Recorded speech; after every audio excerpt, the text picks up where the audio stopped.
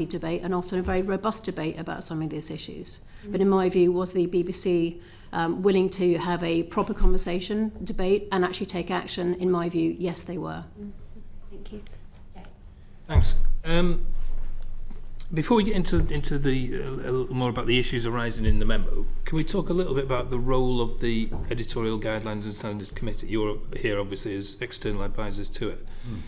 Can you just talk about the purpose of it, how each of you were recruited and appointed to it? Yeah, do you want to go first, Caroline? I can go first if you like, Jeff. So I got involved with the BBC first of all via the Nick Serota Review. I'd spent 20 years in journalism, most of it at the Financial Times, but also at the New Statesman and the Economist magazine. The BBC really matters to me as an institution. I think it's extremely important, and as Michael said, particularly in the era of AI, when I spent a lot of time on AI, when 52% of the internet is supposed to be generative AI generated, I think it's an extraordinarily important institution to get this right. I worked on the Nick Serota Review for about 6 months. It was a significant review. And then when the opportunity came up to become an editorial advisor to the committee, I was very keen to help enforce what we'd found in the Serota Review. There are multiple recommendations in the Serota Review, which I can walk through, but at a high level, one did include having broader editorial advisors on the committee. And that's what led to us being appointed. Part of that was led by Ofcom, who wanted to expand the range of editorial opinion available to the BBC. The second thing which came out of the Serota Review, which was a key part of our implementation and actually the day-to-day work in the committee, was the introduction of new thematic reviews. These are really significant pieces of work. They took many months of work. They were usually hundreds of interviews behind them, and they were very comprehensive reviews of impartiality and BBC coverage. So we looked at immigration, for example, on the committee. They looked at the role of coverage of the economy. These were very important pieces of work, and I think they are comprehensive and extremely detailed. And they are ongoing. Alongside that, there were independent reviews of programmes, there was monitoring of impartiality, there were new guidelines initiated in terms of training. So if I sort of give that's a quick sketch, there are many other, I think we had 39 recommendations from the Serota Review in the end that we were involved in implementing on behalf of the committee. So a lot of the work in the first 2 years was very much implementing the Serota Review and the outcomes. It's a fantastic run-through by Caroline. I'm not sure, is there any bit of your question you think is unaddressed that I can actually add value with? Well, I suppose, am I right to read into what Caroline said then, that you're looking, in terms of these thematic reviews, you're not just looking at things that have gone wrong, the committee, you're looking at future challenges, proactive kind of looking ahead? Yeah, I'll just jump in on that first. So one of the key tasks of the committee is future editorial risks. So, Michael's account gives a personal view of what was of issues on the committee for him. One of the issues I was particularly interested in, and really important obviously, is the role of AI. And is the BBC embracing AI, thinking about it appropriately? And in an era of fake news, it's even more important. So we did have reviews of looking at the role of AI at the BBC. When I left the BBC in the role, one of the issues I spoke to Chris Saul about was how far are we making sure the committee continues to have enough time for really deep dives into future editorial risks. Much longer sessions on some of those issues I think would be really welcome. So, again, Caroline summarised it fantastically. These thematic reviews, to your point, so they are proactive. They're not waiting for an obvious thing to go wrong, or was that quite right? Which was the case with a lot of things in my memo. But even on the thematic reviews, you see, my disagreement with the BBC is about the thoroughness with which it takes action and follows things through in this area of editorial standards. So if you take one of the thematic reviews, I think it may have been the first one, which was on tax and spend. How does the BBC cover issues to do with the economy, government tax spending, and so on?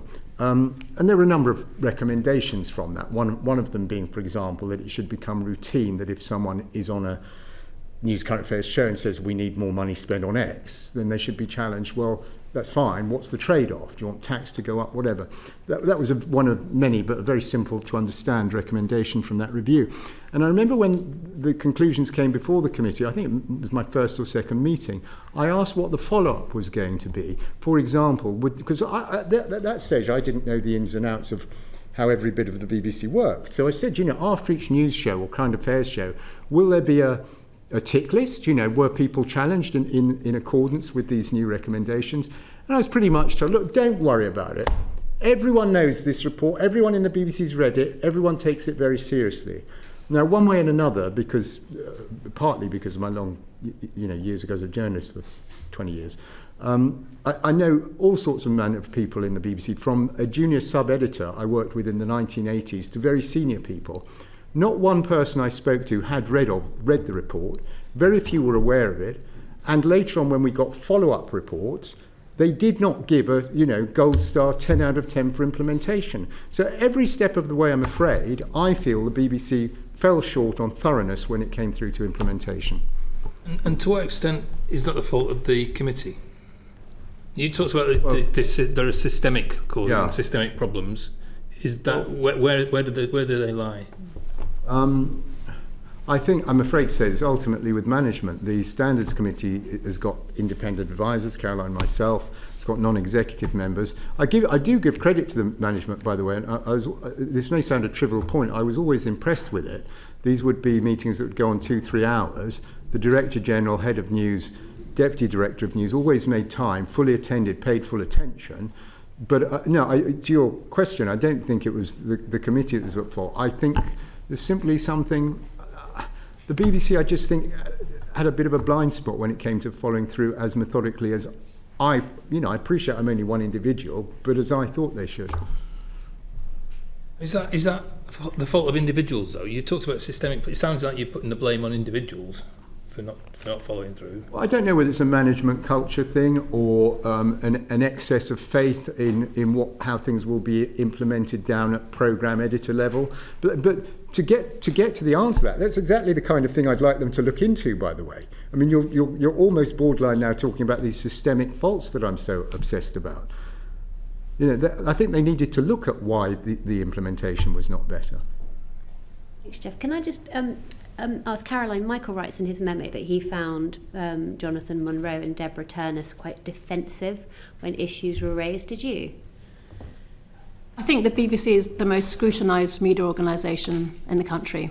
From my experience at the Financial Times, it was a very different level of public scrutiny. It's scrutinised obviously by this committee, by members of the public, by editorial complaints, by its audience. And obviously there are many ways to make a complaint to the BBC. But in my experience, are there times when they're necessarily defensive on some issues in that context? Yes. But as a broad sort of characterisation, I would say I did not find the BBC to be defensive. I found the BBC to be actively engaged in discussions about how to improve issues of partiality on very complicated subjects. And this is a live, dynamic debate when the context changes all the time. It's very hard. It's not one and done. This is obviously a live debate. I think there can be differences of opinion about whether the BBC went far enough on some of the issues that were raised in the committee. And some of the issues that were raised were significant issues. But actually what's important is that the BBC were raising them themselves. They were coming up via the EGSC commissioning research from David Grossman to help facilitate that robust debate and that review of impartiality. And in terms of the EGSC, I'm keen to sort of get a little bit of a flick. I mean, in effect, you guys had this unique opportunity to be almost a fly on the wall of how this committee is working as independent advisors to it. So you could just give us a flavour, how were decisions reached? Would you say that there was a degree of camaraderie and common purpose when it came to the pursuit of impartiality and journalistic integrity on the EGSC? I'm happy to answer that first. Yeah. Sure. I found it to be an active debate in the committee. I mean, you'll hear from Robbie and your next panel. He's robust in how he expresses his opinion and wants the BBC to do well. So I found there were a lot of issues that we covered in the committee. I mean, Michael's given an account of some of the issues, but actually most of the committee was involved in looking at things like editorial complaints, monitoring impartiality across the BBC, looking at reviews of the BBC, thinking ahead about issues that were coming up. There was a broad range of issues that we debated on the committee, so it wasn't always a contested space, but there were areas of the committee when there were significant issues to be discussed. And obviously you've seen some of the research from David Grossman, which is in Michael's report, and of course that led to an important discussion. But I would say each time the executive team would come back and then debate those issues with us.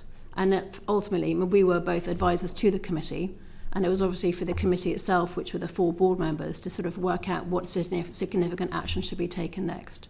What you've just said, it sounds like some of the committee members were more vocal than others, or more dominant in the conversation. I wouldn't agree. I think it was it was a very open committee. People could say what they thought. And the EGSC has been politicised in the way that it came to some of these decisions. In this morning's Guardian, it suggests that all members came from a certain political viewpoint. Is that your experience? I wouldn't be my characterisation of how the committee worked now. And I endorse everything Caroline says. Most of it was great. They were very respectful, open discussions. I think I'd have to check this. Most of the decisions that were taken were unanimous. So, I know there's some people saying this is a weird tick list that Prescott's come up with in his memo. But my memo simply quotes extensively internal BBC reports. I think maybe with 1 or 1.5 exceptions. They were all commissioned by the full committee. There was an awful lot of consensus. The one area, I hope I don't end up being a broken record, but the one area where there was not consensus was particularly those reports by David Grossman, fabulous, very professional ex-Newsnight reporter. The reports he was coming through with, so many of them quoted in my memo, there was not unanimity in how to respond to those. Clearly, you can see it in the memo. But other than that, I would totally endorse what Caroline says. And there was no one member of that committee that was more dominant than the other? No. I don't think so. Anyway, that's never my impression. Okay, thank you. Thank you, Chair. Mr. Prescott, you've just said that the BBC is not institutionally biased. What is your bias, if you have one? Well, it's always a tough job, isn't it, spotting your own biases? When you read about these centrist dads, I think I'm a centrist dad. That would probably cover it. Actually, to that question, there are a lot of people.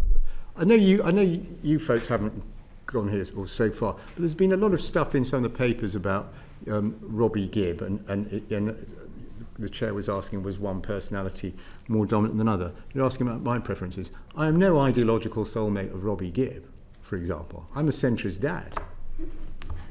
I'm a centrist dad too, but a company that you work for received over £100,000 from Larry Ellison, a Republican mega donor. You'll be aware that Donald Trump has removed funding from a lot of public service broadcasters. Is it true that you actually want the BBC to be impartial? Yes. Based on those affiliations? It's totally true. Yes, of course it is. You said there's some real work to be done at the BBC. Along what lines? Do you think any of that work should be done at the boardroom level?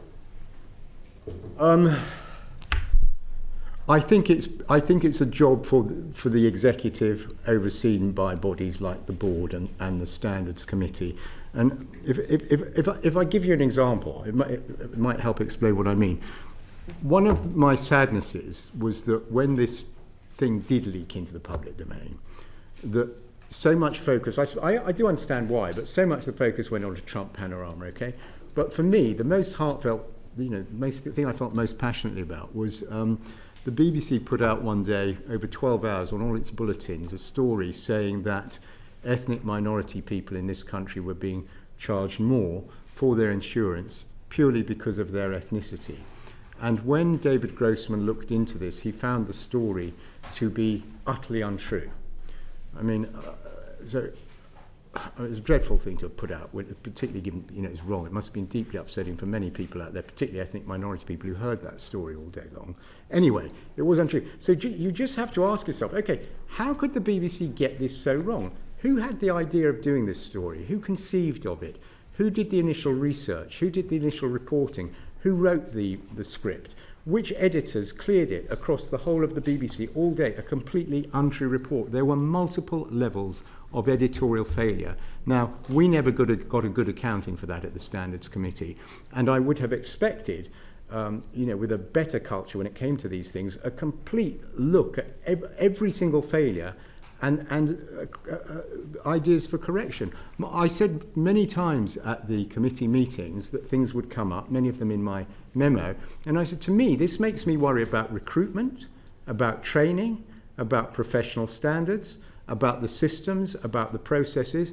The BBC, I know in the chairman's memo, he tries to say, oh, all this stuff is old. We dealt with it all. Well, to me, what I was frequently seeing was that the BBC's idea of dealing with something was to change the editors around, tweak the written guidelines.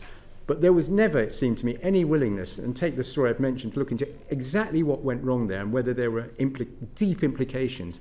And of course, since the memo came out, you've had people like Mark Irwin, very respected, a former BBC correspondent.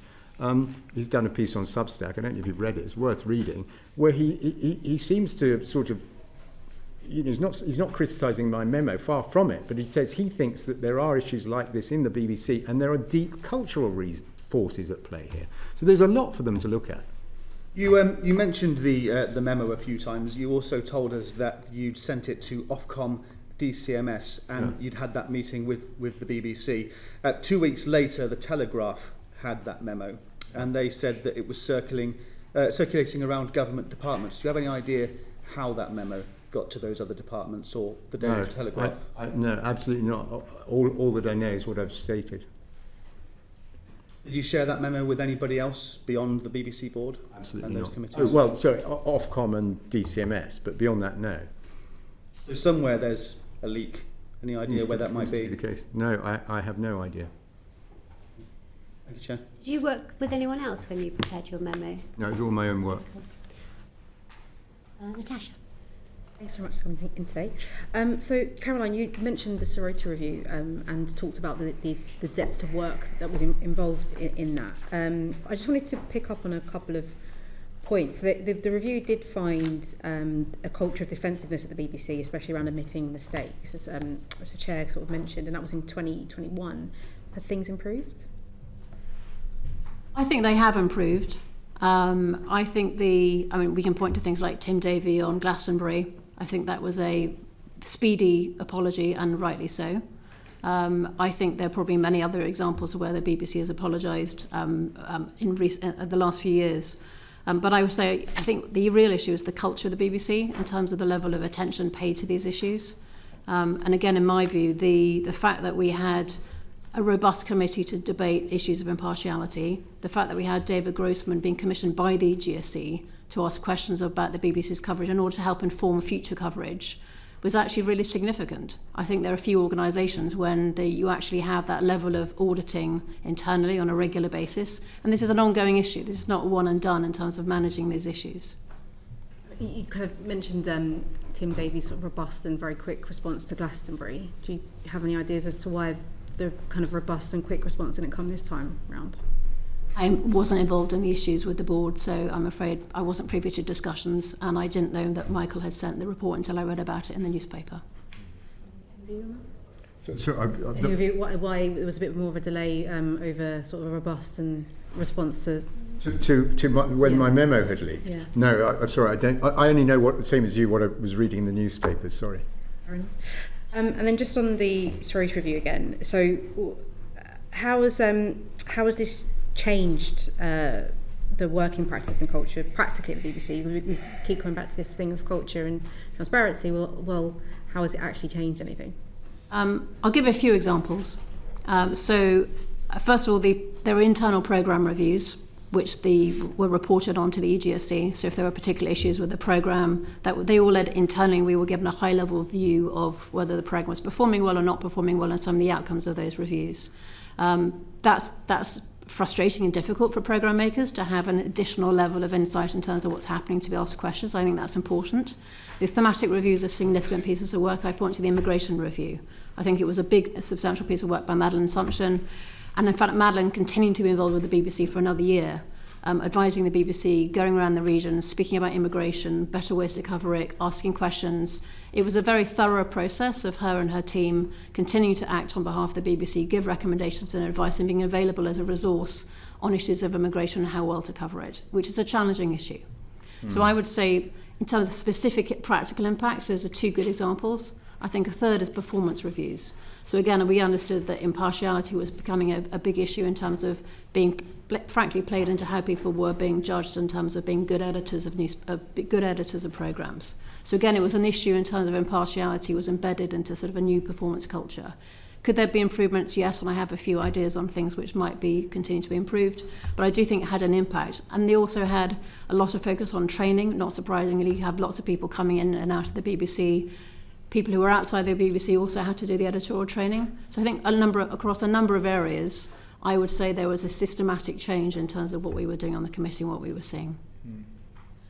But how do we then kind of get in the position that we're in now, where, you know, Michael, you felt compelled to write your memo? Is there an issue around transparency at the BBC? Is there an issue with just being transparent and honest about when things go wrong? I think there kind of is when it comes to self-criticism, actually. I just think that Caroline's described the processes very well, and the BBC does try to look at itself, and it's done a lot of the right things and a lot of responsible things. But I just think that then when it comes to following through on actions, it's not always fantastic, and you do get levels of denial, as per my memo. Whether it was the issues in covering the US presidential race or Israel, Gaza or whatever, you got these reports through from David Grossman, and the management's response was to just plain deny. So, well, we don't agree with them. And what was the rationale? Did they outright find David Grossman was wrong on the facts or out-argue his rationale? No, they just disagreed with them and didn't do anything. Do you think to what extent do you think there's an issue with the comms of the BBC? I mean, it feels like there's some kind of muscle memory of how to mishandle allegations of editorial mishaps and mistakes. Is there a problem with their communication? Because, you know, quite often you get a very defensive, very short statement that comes out in the initial period, and then a bit more sort of self-reflection and self-flagellation a bit further down the line. But to what extent is that just my perception? Well, it's a mighty big organisation, isn't it? And, you know, sometimes it is difficult to check out all the facts internally and make the most powerful statement that you can. I think it's more to do with what I suspect there's some cultural forces at work in the BBC. And I think, even as I sit here before you now, I just don't think the BBC's been very willing to look at things through that prism. You feel that there's a culture endemic in the BBC? I think there could be. No, I certainly do not claim to be an expert on this, and I already commended to the committee this piece by Mark Urban, who spent many, I think, decades probably in the BBC, and there are others. But the things we were seeing and the management reaction to some of the issues that I outline in my memo make me fear that that could be a component of what is going wrong. And that's why, you know, at the start of this meeting, I kept referring to incipient problems, right? I don't think this is catastrophic yet, but I do think that it seemed that things were getting worse. That was my honest perspective, and I think it's hopefully reflected there in the memo that you'll have read. To what extent do you think it's that which undermines people's trust in the BBC? Well, trust in the BBC is a big subject, isn't it? I mean, it's not even all party political. You've got a, you know, urban, rural bias, possibly a London focus, London values versus values outside of the capital. I mean, it's a lot there. You wish to expand? On trust in the BBC? Well, I suppose simply, and this is kind of what my memo is about. I think the public expect the BBC to be honest, accurate, impartial, fair. It is most of the times. It needs to do a better job when it's caught out not being so. Would you say Would you say it was defensive? Would you say one of its headlines would be that the BBC is defensive? Yes, I would. So, for example, another thing.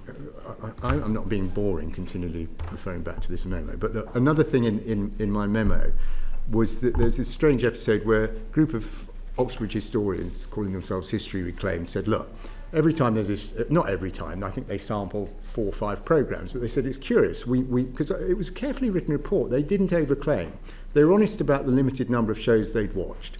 And they said, we do seem to notice a tendency that in all these shows, instead of getting the foremost historical expert in the field, they're getting people who are far more inexpert, and our suspicion is it's because they're giving them controversial quotes rather than the best take you could possibly get. And the BBC's, and as per my report, I thought this was interesting and should be looked into, because History Reclaimed also had a very simple fix, which was, could the BBC have another look at who they were inviting in from the field of historians to comment on things? That was it. Would the BBC listen? No. And in fact, there were then formal complaints from, I'm guessing, from readers who'd seen that report, based on the report, and the BBC rejected them all and accused History Reclaimed of cherry picking in a very snotty fashion. Well, History Reclaimed didn't claim to be doing more than that. They said, we've watched 4 or 5 problems. Might be a problem here. Could you take a look at it? The answer was formal findings. You're wrong, you're wrong, you're wrong. We're not talking to you. Extraordinary. Do you think the BBC is arrogant? I'm sorry? Do you think the BBC is arrogant? Not institutionally, no. I think it's more... Look, when you run a big outfit like that, you'll all appreciate this, you've got to maintain staff morale, and the management have to be seen to be defending their own folks. And believe it or not, even after that memo, I totally get that. But they get a little bit wrong, and I think that was an instance, and there are other instances in the memo. Thank you, Cam. Thanks, Chair. Mr. Prescott, do you think that the BBC is in a better place for the 3 resignations? Do you think public trust should be greater or lower for those 3 resignations? Ooh. It's very hard to answer, because I think the answer to that depends on each individual citizen's perception of what's gone on. You speak of culture, yeah, which starts from the top, does it not? Yeah. Usually, yes. So, and you want to know bluntly whether I think it's better or worse for not having Tim Davie and the rest of them there, I guess. Well, look, let me answer this way. For what, I took no pleasure in those people feeling compelled to leave their jobs, number one. And as regards particularly Tim Davie, for what little use or worth this is to him now, firstly, I always liked the guy, and secondly, most importantly, to the extent that inexpert me can judge, he seemed to me to be doing a first-rate job across 80 or 90% of the portfolio. It was just that he had this blind spot on editorial failings. I think it's a bit of a tragedy he's gone. I thought he was a supreme talent, but he had this blind spot. Okay, thank you. Yeah. Michael, were you pleased that your memo found its way into the No. Gosh.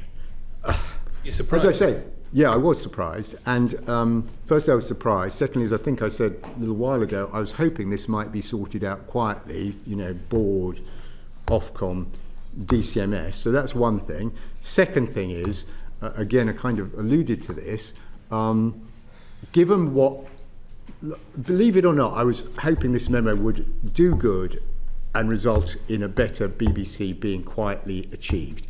And the fact it was in the Telegraph, no, I'm not criticising the Telegraph. They gave a lot of space, they took it very seriously.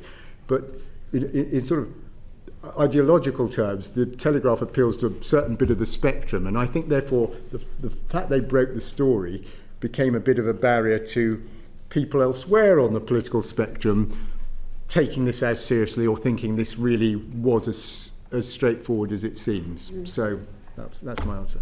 And in terms of the comment that you just made about Tim Davie having a bit of a blind spot in an editorial sense, to what extent do you think that is simply because of the fact that that job, that DG job, is just too big for one person? I've been thinking for a while that it is, and what's happened to Tim confirms that. So again, look, I'm not here to claim I'm the biggest expert in the world on organisational design, but as you asked me, and I was an advisor to this committee, it seems to me, I think the BBC might be well advised to consider having an editor-in-chief on the one hand and a CEO on the other. Yeah. And I very well remember the period in the 80s when they did try that, and John Burke was at first not, in charge of the whole of the enterprise. They did split the role, and I think it's probably worth looking at that again. Do you have a view on that, Caroline? On Tim Davie, sorry. Splitting the role. Splitting the role. My role was an editorial advisor to the EGSC. I think the issues of whether the overall structure of the BBC and the governance for Tim versus the role is obviously for this committee and for the BBC board itself. It is a very large role and a very complicated role and very hard to get right consistently. And I think in previous times we've had a deputy Director General of the BBC, and I think probably it's such a large role and a lot of issues that I think that might benefit from it. Is that how you'd rather see it split, a DG and a deputy DG, or would you rather, as Michael suggests, have an editor-in-chief alongside a DG? I don't really have a perspective on it. I mean, I have a personal view as an average person looking at this, but I don't believe... What's your personal view? I think my personal view is what I've just said, is I think would be helpful to have, it's a large job with a lot of responsibilities, and it's an important institution to get this right. And were you wanting to come in? Thanks, Chair. One more, Mr. Prescott. You spoke quite highly of Tim Davey. What was your relationship with, excuse if the mispronunciation that is oncoming, Shamit Banerjee? Did you have a relationship with him? No, I don't know the individual, no. Okay. I think you can. Let's move on to Vicky, please. You rightly pointed out that the Panorama programme has been picked up quite a lot in terms of your note. And this was discussed at 2 meetings of the EGSC in January and May. Yeah. Why do you think that the EGSC failed to act satisfactorily at either meeting? Well, at the first meeting, so if I, probably the best way to answer that, and it'll certainly help me give you a good answer, is if I go through the chronology. So I happened to be at home and I watched that Panorama. It struck me as having issues to do with balance. I didn't think it was quite what I might have expected. I still wasn't too bothered because I thought, well, that's quite an anti-Trump programme, but they'll probably be just as hard on Kamala Harris next week, and they weren't. So I mentioned this at the committee. David Grossman was asked to look into it all, and he came back in January with the findings, which are summarised in my memo. The BBC executive did not seem, how shall I put it, they did not seem very open to accepting what David was saying, and so they were asked, and they agreed. As I say, there's usually consensus on the committee. They very happily agreed to go away and come back with a written response, having, to the mind certainly of me and recollection of me, and I suspect others, seemed to be not open to accepting what David was saying, even though his findings were so stark. So they did come back in May with this written response. Again, parts of the written response are quoted in my memo, and it was black and white. The management did not accept there was a problem either overall with the US presidential coverage or with the Panorama programme. Simple as that. Just on that, can I just... sorry, Vicky. The Grossman report says that generally speaking, the coverage of the election issues was generally excellent. Yeah, so I hope I've been clear. What I'm focusing on are incipient problems that need addressing. And in my memo, you'll see, because I was trying to summarise it all for the board of the BBC, I think it's 7 points or something, kicking off with they ignored or broke their own guidelines on use of opinion polling. So there was a lot to the Grossman report. And actually, do you know, it's good you've mentioned that, because that kind of gives you the context. That was very much the BBC management's view. It was great. They were excellent. On page 3, David Grossman's report says it was all excellent. Well, there was a lot to praise. And by the way, I've been a reporter. I hope the BBC Washington staff don't think I'm sitting here getting at them. I know they're doing tough jobs, okay? But David Grossman did not give it an absolute gold star. There are a lot of issues, as summarised in my memo. And so, I don't know, hopefully does that cover... Well, I mean, I think there could be an accusation that you didn't represent the Grossman report fairly in your memo, and that whereas you picked up all the points that he made that were criticisms of the BBC without stating the context, which generally speaking he was positive about the coverage and had put forward these particular problems as issues that needed to be corrected for next time. Well, look, David Grossman would have to speak for himself. My take was firstly that he was being polite. And secondly, there were a lot of very specific instances in the full report, summarised in the memo, of things that had gone wrong. And you know, that both my memo to the board, its intent, remember, this was conceived as a private memo to 14 people, and it was meant to be a call to action. So it was not, I didn't put in the stuff for celebration. It was very deliberately highlighting problems and faults that I felt were not being addressed properly. Back to the Panorama documentary. So you said that you watched it on the 6th of January and that was the point. I think it was the show, I think, was... sorry to interrupt you. It was just before the presidential race. I think it was late October. Sorry to interrupt. So you watched it, and then that is what prompted you to put in complaints, even though there was no complaints about the Panorama documentary. Yeah, I wouldn't characterise it as a complaint. That's not really how the Standards Committee worked. So I watched the show, okay, and even after watching it, although I thought, a lot more anti-Trump witnesses than pro-Trump and so on, I thought it was a bit of an anti-Trump programme. Didn't think it was fair balanced, as you might expect typically from the BBC. But even then, I wasn't too alarmed, because I just thought, and by the way, I rather enjoyed the programme. But I thought, they'll probably be doing just as aggressive a look at Kamala Harris next week. That's why this was so aggressive on Trump. And there wasn't a balancing programme.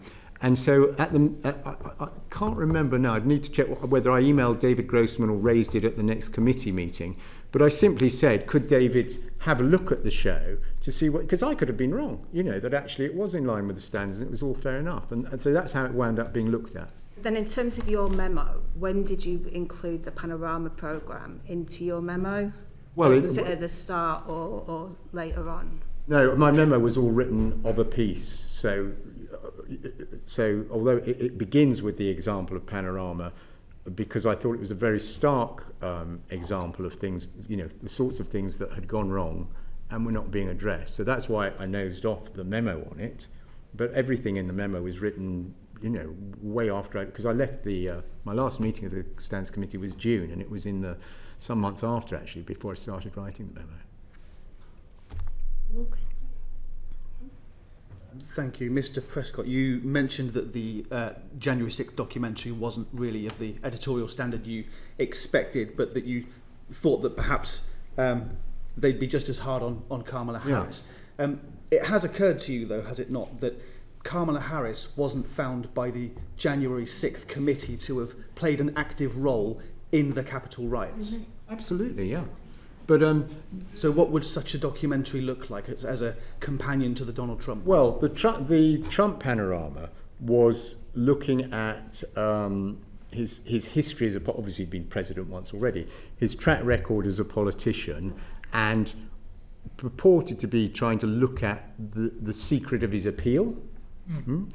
And then thirdly, trying to look at what might the consequences be of him winning. If he'd lost, he might have faced more lawsuits. If he won, he could crush them. It's that sort of thing. So an equivalent look at Kamala Harris might be, well, what is the secret of her? What is her track record? What is the secret of her political appeal? What would the consequences be if she won? So it's pretty straight up and down, really. Or to me, it seems so. Thank you. Do you agree with Donald Trump's assertion that his reputation has been damaged by this documentary, considering, of course, that he was found to be a central figure in this insurrection, considering that he has been found by a civil court as being liable for sexual assault, that he's regularly boasted about sexual assault? Do you agree with Donald Trump that this documentary has harmed his image in some way? If I could answer in two parts, as it were. Firstly, I'm supposing, but you'll correct me if I'm wrong, I should probably restrain myself a little bit, given that there is a potentially a legal action. All I can say is I can't think of anything I agree with Donald Trump on. Thank you. Yeah, thanks both. Very interesting. You've obviously got similar backgrounds in a way, Fleet Street and then the PR industry for a long time after that, but different conclusions as well. So fascinating. Thank you for both coming in. I just wondered, I think Jeff asked this earlier, so you were advising the EGSC. How did you hear about the job? You want me to go first? Do you want to go first? Just, I'm curious to know, probably a lot of our constituents would like to advise the BBC. Where does this get advertised? How did you hear about it? I don't know. Can I beg your indulgence and give you what may be a longer answer? A shorter one is probably better because, okay. Just really want to know how you got the job, not long anecdote. Just how did you hear of it? I come from a working class background, son of immigrants. I got into Oxford from the local state school partly because of the excellence of public service broadcasting. I used to quote the shows in my essays. So I've been passionate about public service broadcasting for decades. I read every spit and cough about the BBC. I followed the Martin Bashir scandal. I saw that Nicholas Sirota did a review. Caroline was part of it. And I saw in the newspapers that one of the recommendations was to create this post. And I thought, what a fantastic job. I'd love to get that. So I looked out for the advert and I applied. And it was advertised, Yes. Caroline, you Yeah, said. it was publicly advertised. Obviously, I was aware that they might create the role because it was one of the recommendations of the Sorota Review. And obviously, I was very interested in making sure the Sorota Review went somewhere. So I was very interested in making sure that the actions recommended by the Sorota Review were actually implemented. And I wanted to play a part in doing that. Okay, yeah, no, just curious to know. And also, I guess the Grossman researcher role, I mean, he's not here, is he? Well, curious to know where these things are advertised. I've never seen those adverts. Well, you're probably better directed at the chairman, because I don't know. It wasn't openly advertised, was it? That one? I think that's one. I think it was an internal appointment, in effect, for a researcher, but you'd need to check with the Beeb. Okay, I mean, look, just you said to us, Michael, that I think you say in your memo as well that you've never been part of a political party. You're a centrist dad. You have no axe to grind. I think it says somewhere. Hang on. You do not hold any hard and fast views on matters such as American politics. But I mean, if you go through the memo, there are some quite interesting terms. Lawfare is one that's used by the MAGA generation. That's used as fact. And I think you critique the word reproductive rights, which is fairly common currency. You know, we talk about it in this parliament. So, I mean, it does feel, and you've said also that there should have been a programme equally aggressive towards Kamala Harris. I mean, isn't this a weird sort of equivalence? Because Trump had a term as president. He had been found guilty of incitement. And we know that edit was wrong. That was very wrong. They should have indicated, you know, like a ...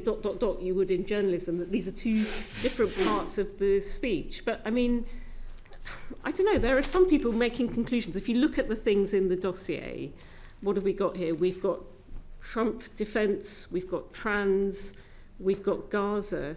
Are they not all from one sort of perspective, these comments? Oh, gosh, thank you for the question. There's quite a lot there. On the selection of things that are in my memo and that David Grossman looked at, and you can check this with the BBC, I think there was only one that I suggested be looked at. So that menu that you're referring to and saying it was a curious selection, it was unanimous. Those topics for David to look at were unanimously agreed by the whole committee, so they're not mine. And when you mention, you know, quoting lawfare and reproductive rights, I think I'm right here that that those are words that appeared in David Grossman's reports. There's a lot of misapprehension. I'm not saying this is a view, but out there online, so on, there's a lot of misapprehension out there. In a funny way, a lot of my memo wasn't written by me. It was me quoting David Grossman's internal BBC reports. And he mentions I think it was him who made the point about lawfare, and it wasn't meant to be a party political or ideological point. He was making a very simple point that in America, unlike Britain, if you get a prosecuting counsel, they may be carrying a party political strike. They may be a political appointee, and that was important for audience understanding of the full context of the onslaught on Trump. Reproductive rights was in his American election report, where he was making the point that if correspondents use those terms as common parlance, there's a danger that you alienate part of the viewership who don't use that language. But this was all stuff from these were not my views. These were all, you know, me quoting from the internal BBC reports. Caroline, isn't it the duty of all people on the board and the advisors to the board to represent all licence payers, and that's millions and millions of people? It just looks like these particular hobby horse culture war issues have been selected in one direction. I mean, surely your responsibility is to all licence fee payers. Mind if I and at the same time, you know, we hear at the same time you two served your term, there was a letter from 400 BBC employees. There are the all-staff meetings. There was one just the week before last. There has been a letter we've been circulated by 100 eminent BBC folk, including Dimblebees and whatnot. So those are very different to the selectively picked examples here that all seem to betray a political bias themselves. Yeah, I know. I've seen that point of view expressed online and so on. Matthew Paris, if you look at him, you're giving us articles in Sure. The Spectator, his view of the Trump documentary, which I watched last night, 12 seconds within a 70-minute show. It was wrong, it was a bad edit, but I'm sure there's loads in there Trump would have liked, the MAGA super fans showing their adoration for him. This idea that there was a sort of ideological or party political skew to the work that was going on, I don't think it's actually entirely fair. And you've got to realise that when those reports were commissioned, we did not know what was going to come back. So if you take, for example, the BBC's coverage of US presidential elections, okay, when the committee asked David to look at this, he could have come back with a completely clean bill of health. It's possible. He largely did. Well, okay, hang on. It's possible to, I suppose, to conceive that he might have come back saying, you know what, we were a bit unfair on Kamala Harris because Trump is so bombastic and says such outrageous things. There's no equivalence there. Okay. So you couldn't. I'm just asking you. Obviously, you're very free to disagree, but it could have been Grossman came back and said, you know, we've been a bit unfair to Kamala Harris because Trump's so bombastic that we end up giving her too little airtime. That he might come back. As it happens, he did come back saying there was a skew against Trump's side, but we didn't know that's what his finding would be in advance. So I don't think it's entirely fair to suggest the committee had an ideological hue in commissioning the bits of work. No, I'm saying the memo, not the committee. Oh, the memo. Because, you know, if you're Right. saying you have to sling an equal amount of mud, surely the role of the journalist is to tell the truth. Yeah, sure. So do you have to find, do you know what I mean, just because tit-for-tat thing, because... Or do you tell I certainly what agree with what you say, both about you know, the truth and things being balanced. But the stuff in my memo, I think covers almost all of the David Grossman report. So it's not as if there were 100 reports and I picked these ones and they've got an ideological flavour to them. I've mentioned most of the reports that were done, and they were commissioned by always commissioned by the whole committee. Sorry, Caroline. I was going to say that looking at the overall debate we had in the committee, it was a long report, 20 pages, looking at US election coverage as a whole. And the whole point is to look at, are there areas of concern, bias, inaccuracies that might become a systemic issue and that we have to address going forwards. My view of that particular report was, I'm not saying it was a complete clean bill of health. There were issues that I think the BBC had to address, issues about how are we reporting appropriately in terms of individuals who are being quoted. Is the balance of geography of where the BBC was based in America and their operations appropriate and representative of kind of American coverage? And in fact, they realised that they probably needed to do more to change the balance of their geography across the thing. But actually, what I took away from that report is that there was actually very good coverage of the US elections, powerful coverage.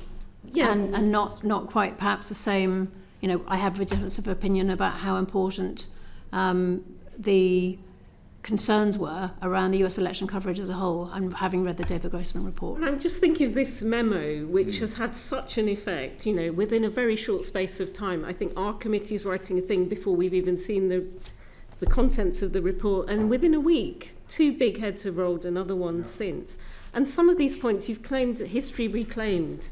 I mean, if you look into who these people are, again, Robert Toombs, he's a well-known Brexit person. They're all from a particular slant. So I just wonder if you're aware of your own biases in the examples you've chosen. For example, you say that you should not state that the Trump election was stolen, that was baseless. Do you think that the idea that the Trump election was stolen was baseless? No, I absolutely do not. I don't remember that bit of the memo. Also, page 3, it says something like it was a Democrat majority committee. Oh, that he was found guilty of incitement. That's right. I mean, our committee is a majority Labour committee. We have a Conservative chair. Are you saying we're illegitimate? No, of course, absolutely not. I'm a great respecter of Parliament and the traditions of Parliament. I spent 15 years as a correspondent here. Sorry, that bit that you're quoting, I've now got it. That was when the executive defended Panorama and was trying to argue there was no problem with the video splicing. One member of management prayed in aid the prosecution of Trump and the committee finding that you referred to. That's the only reference in there. But I do come back to this thing though.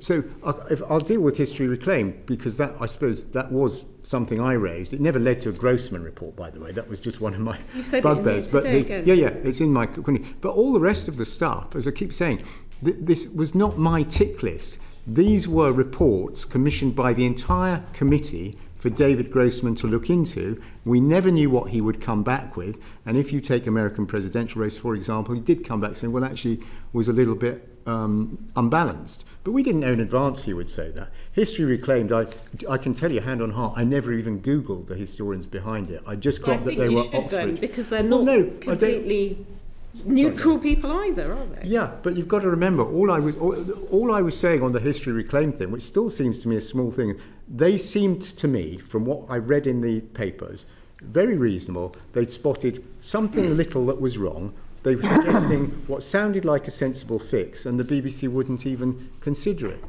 And move on, Rupert. You happy? Amen. Thank you very much. Thank you. Back on the splicing, in his Sacred Job memo to us, Dr. Shah mentions that since your memo, Mr. Prescott, the corporation's had 500 complaints, and that has, I quote, prompted further reflection. And as a result of that further reflection, the BBC now accepts that the splice gave the impression of a direct call for violent action. I remember the first time I saw the splice, and I looked at it and I was like, oh my God, that's awful. And then I checked a transcript of the speech itself, and that confirmed it. Were you surprised that it took the BBC multiple iterations and multiple months to work out something as straightforward as that splice was that misleading? Yes, in a word. I mean, this was, in the memo I talk about my great frustration and how I'm writing to the board because of this frustration, and that was a very easy to understand example, that we had a BBC management that would defend and stand by that video edit, which is exactly what was going on, and that's why I was one of the reasons I was in despair, but it's possibly the purest example. Do you think the corporation has what you might call a bigger truth problem? That there's a bigger truth that the vast majority of BBC output is good, therefore it's less important when something is misleading? Or indeed on the specific episode of Panorama, there was a bigger truth that the programme was trying to get across about that day and Capitol Hill and the character of President Trump, and therefore it didn't matter so much that this thing was spliced in a way that specific impression was clearly so misleading. Well, I think the truth is we still don't know what went on within the Panorama production team, whether it was some weird kind of accident or someone working under pressure. We just don't know. But as regards the wider BBC, I mean, I've had people I know and don't know texting me, emailing me and so on, who clearly appalled by that. So I don't think it's a bigger problem. It was just this curious management blind spot.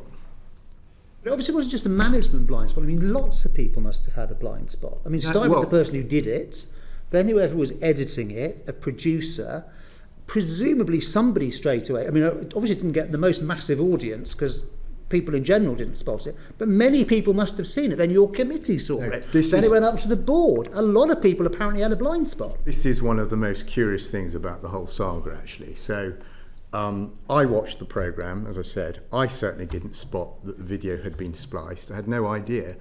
And I doubt. It was a very good splice job. It's interesting. Right. It's interesting if you did, but I no, I didn't. It was an extremely good splice job. Okay, so where you couldn't see the scene. That's the point. And you didn't realise it had happened. And when I asked for the Panorama to be looked into, it was for reasons other than the video splicing. I thought there were other issues with it. But when the report came back, it just so because David Grossman, ex-Newsnight, very respected, proper, fabulous BBC correspondent, he'd also done time covering the US presidential election. So it was one of those weird coincidences that the person who was asked by the Standards Committee to go and do a deep dive into the Panorama was steeped in this material because he'd been out there covering it. And it was he who spotted the video splice. It's quite possible if it had been someone else asked to do a deep dive into Panorama, they might have come back still not spotting that. It was a curious turn of events. That was when? That was in time for the January meeting. Yes, that's right. An awful lot of time has passed between January and November. So there still were a lot of people had a blind spot. So after this thing had been identified, I don't mean a literal blind spot, they didn't spot the splice. I don't think anybody spotted the splice. But having been brought to people's attention, a lot of people apparently overlooked it until, as Dr. Shah says, having had 500 complaints after your memo, there's been a period of reflection. As I say, so I keep using this term blind spot. You can use the terminology you want. You know, they had a lack of sensitivity. They just had a different view about the video splice. And I wonder if I might just finally ask both of you, if you would agree that actually it's people who would like to see the demise of the BBC. They are the ones. Me, by the way. No. I want it to be just stronger. Let me finish my sentence, if you will. Sorry, beg your so pardon. it is people who would wish to see the demise of the BBC. They are the ones who ought to downplay this incident.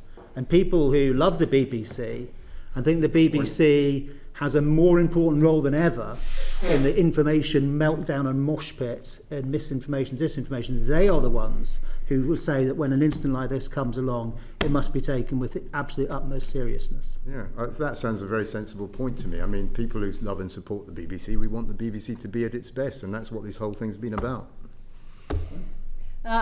Obviously, issues of trust are foundational to the BBC. It is very important that they take inaccuracies extremely seriously. I would say, I mean, to echo Samir Shah, it was regrettable that this wasn't recognised at the time, and it was too late to, even though Panorama was alerted to this, I think it was too late by the BBC to actually take action on it. But I would point you to the fact, in the committee at the time, it was a 20-page report, and the debate was really about a much broader, comprehensive view about US election coverage. It wasn't to try and micromanage a particular programme edit.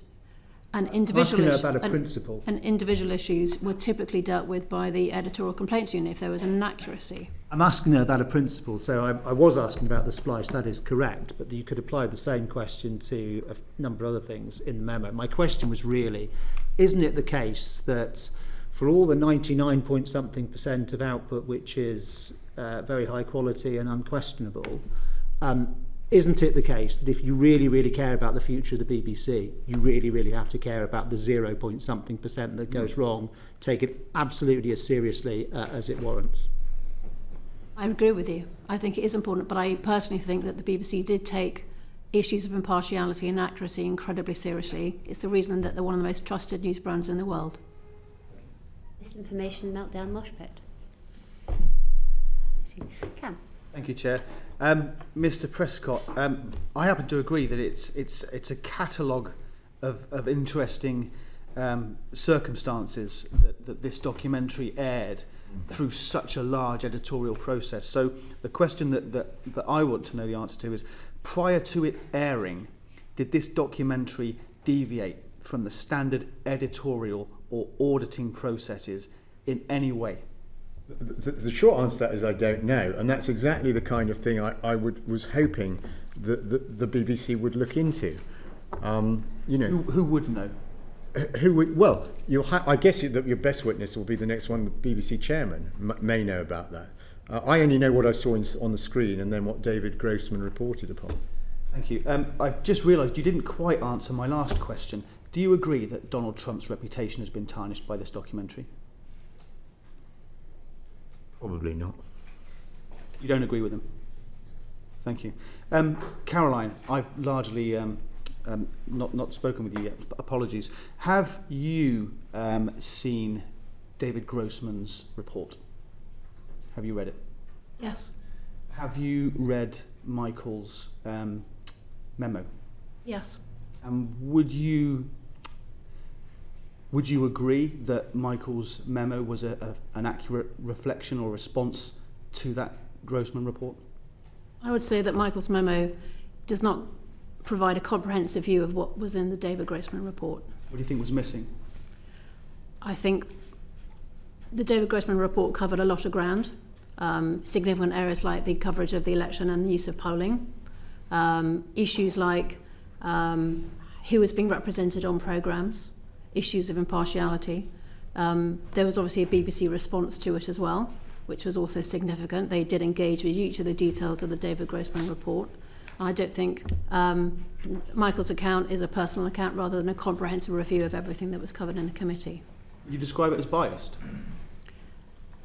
I would not choose to characterise that way. I think it's a personal account of what Michael wanted to bring before the board. Thank you. It was meant as I think Caroline's remarks may well be fair, because I'm very open about this. I think I even say it in the memo. It was meant to be, an edited take on things. It was a primer for the board, hoping to get some action, and they could then go away, as I think I urged them to do in the memo, to go and look at the full Grossman report. So I don't think I'd ever claim it was fully comprehensive. It was edited highlights intended to get action. Is there anything else you'd like to add to that question, Caroline? No. Thank you. Thank you. Jeff, did you want to come in on this one? Just on that, Caroline, sorry again. You said that it doesn't provide a comprehensive review of the Grossman report. Do you think it gives an accurate sense of the Grossman report? As I say, I repeat what I've just said. I think Michael's view was not designed to be a comprehensive review of everything in the David Grossman report. I think when you read the David Grossman report in full, it's a broader reflection of the debate that the committee had about issues and anticipating issues in terms of both existing coverage, was there something we should be looking at more closely, and other actions that the BBC should be taking. My interpretation, my personal interpretation, was that the BBC engaged with this, the executive team responded, actions were taken. It was going to be an ongoing issue. This is a live, Donald Trump defines the news waves at the moment. It was an important issue to actually think ahead about how do we cover Donald Trump appropriately. So my takeaways were very much focused on that broader representative view. David Grossman's reports were not supposed to be comprehensive. They were quick takes, ad hoc research to help fuel a conversation in the committee, rather than the thematic reviews, which are much bigger picture, longer term, lots of interviews, comprehensive research, and looking at a much broader range of programmes. Just to be clear, so the Grossman reports were the only ones that were asked for by the committee on this particular topic. There were no others. No, on this case, no. And Michael, just quickly, Dr. Shah said that your memos are, and I'm quoting, a partial description of the evidence that the EGSC received. Is it fair to describe your memo as partial? My memo is partial. I don't really think so. As I say, it was edited highlights intended to get action. So whether you want to call it partial or not, it was impartial. Well, there was nothing that would mislead the audience in it. I think it was a reasonable edit of all the areas concerned that arose out of the Grossman reports. In that sense, you could, I suppose it'd be fair on the American one, for example, say it's unbalanced, because I didn't mention where David Grossman praised the coverage. I only mentioned where there were problems. But I don't mean to sound arrogant. I don't really apologise for that. I mean, it was 19 pages as it was, for one thing. And if you do read the full Grossman report, I don't know whether you're getting hold of it or not, into the American election coverage, see what you make of it. But my plea, you see, is fine, wherever the BBC earns a gold star, that's great. But that doesn't mean they shouldn't take the problem seriously. So I think the first thing there was they broke their own guidelines on how to use opinion polls. Well, what was done about that afterwards? How did that problem occur? And what's being done about that to prevent an accidental reoccurrence? Answer, we do not know. I think that, would you agree though that they have acknowledged that was an issue? I'm just looking at a quote saying that was the one significant exception to our usually excellent record of reporting polling. So that particular problem with that particular poll was acknowledged. Yeah, but this goes to my one remaining worry. But I should have said, by the way, I really welcome the BBC chairman's letter to you, where he says he's going to go through everything in my memo point by point, which is in a way all I wanted. The one worry I still have is, will the BBC do that, treating every issue there as if it is a systemic problem until they can prove that it's not? So the issue there about the opinion polling, they say they've responded to it and acknowledged it. Okay, but were there systems that went wrong? If it was one single human error on one night, fine. But if not, there's a bigger problem. What's gone wrong here? They need to get under the bonnet and start fiddling around with the spanner of it. How do they demonstrate that they fix those systemic problems? Well, for starters, whoever takes the place of Caroline and myself on the Standards Committee, hopefully they can persuade them that they've been doing a more thorough job. And if there was to be wider scrutiny, and it's for BBC as an institution to figure that out. And of course, you as the Select Committee have an oversight role. Thank you very much. Bye. Thank you, Chair. Michael, you mentioned sort of primer for the board. A comment you just made earlier in terms of sort of like your communication, and you started off earlier when you said that you was a strong supporter in your formative years, how important the BBC was, and I think that many people in this room, myself included, sort of BBC is sort of very important in terms of our sort of education as well. Yeah. So, did you foresee the damage your memo would cause? Absolutely not, because it was. Remember. Sorry, but just beg your pardon. No. I paused. That's why you came in. My apologies. But what I would say to you is, did you not see an opportunity, or did you not see a scenario where that memo would be wider circulated? No, it went. As I say, it went to 14 members of the BBC board, and then senior people at Ofcom, DCMS, who. As I said, BBC is independent, but they have some role in terms of dialogue with the BBC. So, no. And also, I look back, what was I to do? I could have done nothing, but you can hopefully tell from the memo the level of my concern, and I wanted someone somewhere to start doing something. No, I understand that, but it's obviously been, in some cases you can argue it's possibly being weaponised, and you spoke about people on the political spectrums sort of grasping that and trying to sort of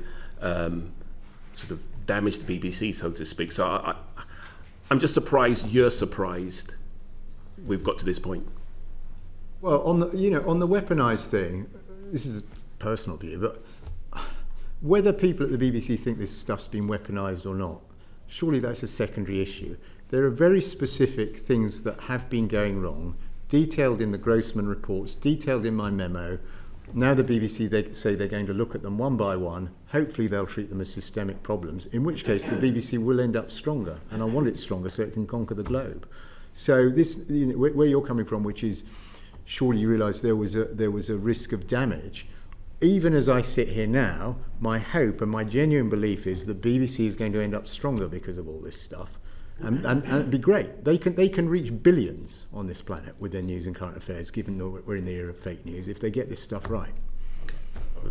Caroline, what's your view about what I asked Michael in terms of how this has impacted the organisation? It's obviously been an extremely challenging time for the BBC. It's on the spotlight on issues of impartiality, which in my view the BBC was actively engaging with on a regular basis. As I point out, the fact that the committee was extremely robust, discussions were had, research was commissioned on a regular basis, and it was challenging research. I think that's a really healthy organisation and a very healthy debate. Thank you. There was a term about sort of systemic and processes, about possibly the BBC not listening, the editorial team not listening, and you gave some examples. And one of the examples was about the insurance, about that sort of misrepresentation and that ethnic minority sort of penalty. Yeah. With regards to that sort of insurance story, the BBC sort of acknowledged it was wrong and published a correction in 2024-25 in their annual report, and it's that an example of the EGSC working as intended. Well, there's a complaints process, as you know, that occurs quite separately from the Standards Committee. Any member of the public can complain, and it's dealt with by certain machinery. The Standards Committee keeps an eye on that and see what they think of it. But this particular story you mentioned to, and the BBC apology, again, sorry for being a broken record, but again, this comes back to whether a problem is systemic or not.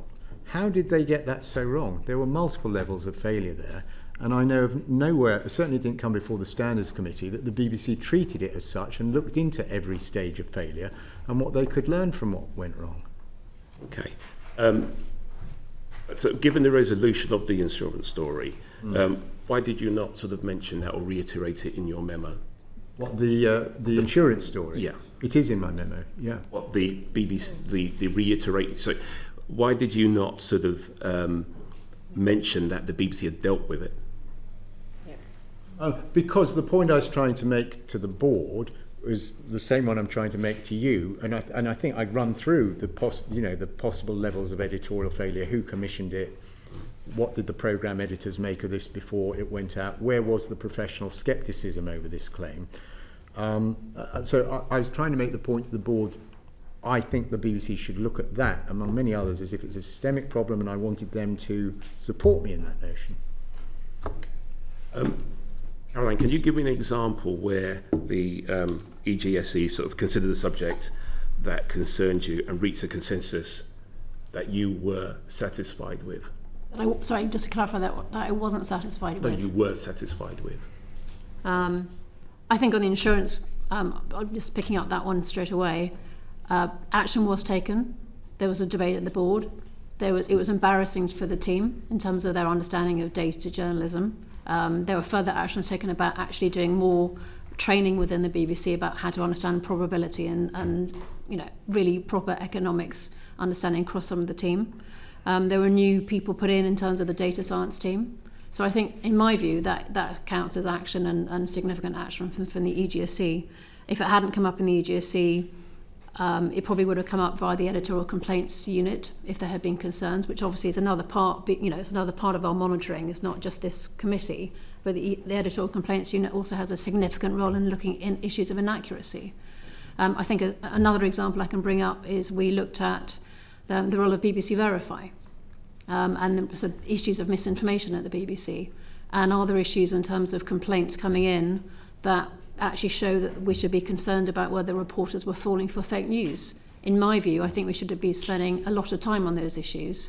And going forward, if I had one piece of advice for Chris Hall, it's actually that you have longer, deeper dives into some of these, really big existential issues for the BBC's journalism. And it really matters to get that right.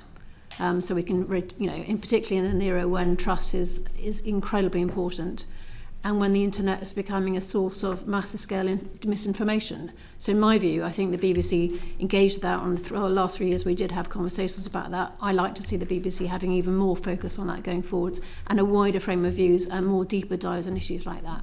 Okay, thank you. Michael, last question. Any other examples where you feel that... The committee operated by consensus? In a funny way, in my mind, it probably operated by consensus on almost everything, the exception being, and of course it's the glaring, that's why we're all here, the exception being management's response to some of the David Grossman's more critical findings, where there wasn't a consensus. The management went one way, there were some members of the committee who remained unhappy with it, and you can clearly see I remained unhappy with it. Thank you. Thanks, Faye. Sorry, just very, very quickly. So given that there was an investigation into the insurance piece, given that an action was taken, given that the BBC acknowledged there was an issue, I'm wondering how much is that systemic or just a cock-up, rather like conspiracy versus cock-up? Is it just a mistake was made, the BBC investigated, it was corrected, and then if it had, because action was taken, why did you feel the need to put it into your memo? Oh, because right. So to me, sort of journalistic error might be I misspell someone's name or I get the date wrong, an error. And of course, by the way, errors occur. I really don't want to come across someone who thinks otherwise or is intolerant of the occasional human failure. But this report was way more than that, okay? So the BBC launched this service called Verify, clues in the name. It's supposed to be even better than your ordinary BBC. It'll check everything out, hard data. And to launch Verify, one of the things that happened was that this report was emblazoned across the BBC Breakfast, lunchtime news, 6 o'clock news, all the bulletins. This was a big deal at the BBC. We've got a shocking new exclusive for the world. And what went wrong cannot have been surely one person's error. How did they have this notion to study this idea that insurance companies would be charging ethnic minority people more? Who compiled the report? Who checked it? Who edited it? Which output editor said it was okay? Of all the people across the BBC who heard that report, was there no professional scepticism? Geez, we'd better have another look at that. This was multiple levels of failure. And that's why I put it in the memo. Caroline's just outlined that better training has been put in place for data analysis, because look, anyone can look at a spreadsheet and come up with an answer for anything. So she's outlined the actions that were taken off the back of that, a clear failure. Where that has happened, is that not the BBC behaving in the way it should behave? Yeah, thank you. It's a great question, because this is, you zeroed right in on an area of potential continuing disagreement between me and the BBC. So you see, you probably get more of this from the chairman. So yeah, on that one, they organised some retraining. They had a look into their use of statistics. To me, now, feel free to disagree with me, to me, just not enough. This was a horrendous and embarrassing error, one, by the way, that could have damaged community relations in this country. I mean, if you're a black teenager sitting at home all day listening to that stuff, how would it make you feel? And it was all untrue. So I think they should have had what you might call a full-on inquest. And I'm not clear they ever did. Okay. Can I just quickly talk to you about BBC Arabic? It comes in for some quite heavy criticism in your memo. We know the BBC Arabic, on average, are having to apologise for around about 2 articles a week at the moment. But in answer to our letter, the BBC, the chairman, said that they are determined to attempt to tackle the underlying problems identified by both the EGSC and Mr. Prescott. Are those steps sufficient, Michael? Well, in my view, it depends what he means by that, but I take him to be in good faith, and I'm delighted by that promise. I alluded in the memo to how, vis-à-vis BBC Arabic, I think I put a phrase in, there have been some changes of personnel, a measure in which the Director General seems to place great faith. Because, yet again, you see, my view is just switching out an editor or two is not enough. When you've got such shocking catalogue of seeming errors, there must be more going wrong than just the editor on that day wasn't quite up to the job. Yeah, thanks. So we've established that the two of you, it was advertised. The David Grossman role was internal. Well, I think you need to check. I think it was, but I'm really not sure about the Grossman one. Probably best to ask the It just seems, the memo was very reliant on that one individual. I think you said to Jeff you didn't entertain any other evidence. I mean, surely, isn't it sort of incumbent on you to take evidence from a range of different sources? So throughout your time, there was also the Gaza Doctors Under Attack documentary that a lot of staff were exercised about at the all-staff meeting. There were various other things that happened. The NUJ and BEC2 have written to us. There's 21,000 members of BBC staff. Right. Hundreds of them attend the all-staff meetings. Why was none of their evidence in your memo? Why is it just all slanted to one individual and one political point? Well, I suppose you can't boil the ocean, for one thing. And my memo was what it was presented as being, which was a summary of internal reports that had come before the Standards Committee and not been acted upon fully enough. So, okay. I mean, I just wondered also what your relationship is with these gentlemen, with Robbie Gibb. The FT says that you're a friend of his. I don't know, maybe you can clear that up for us. And with David Grossman. So David Grossman, I only know through him being appointed this role and the Standards Committee. Robbie Gibb, I've known for a number of years. I first met him, I think, when I was working briefly for the political staff of the Daily Mirror, and he worked for BBC Westminster. So, yes, I do know Robbie Gibb, but you've got to appreciate 14, 15 years working as a political correspondent here. I think it's probably not an exaggeration to say I got to know hundreds of people on a cross-party basis. Even today, I've got dozens and dozens of friends from that period of my life, and I've got as many Labour Party friends, Lib Dem friends, as Conservative friends. But yes, I do know Robbie. And would you call him a friend? Because there's all these rumours swirling around. Yes, I think that's a fair description, yeah. Okay, and would you be prepared to publish communications between the two of you in the sort of lead up to the appointment and since the memo? To the EGSC? To the committee, to us. Sorry, Would you sorry, be Josh, prepared to publish what? Communications that you had in the run-up to getting the job, maybe to squash some rumours that are out there. And since the memo was published, which mysteriously found its way into the Telegraph, nobody quite knows how.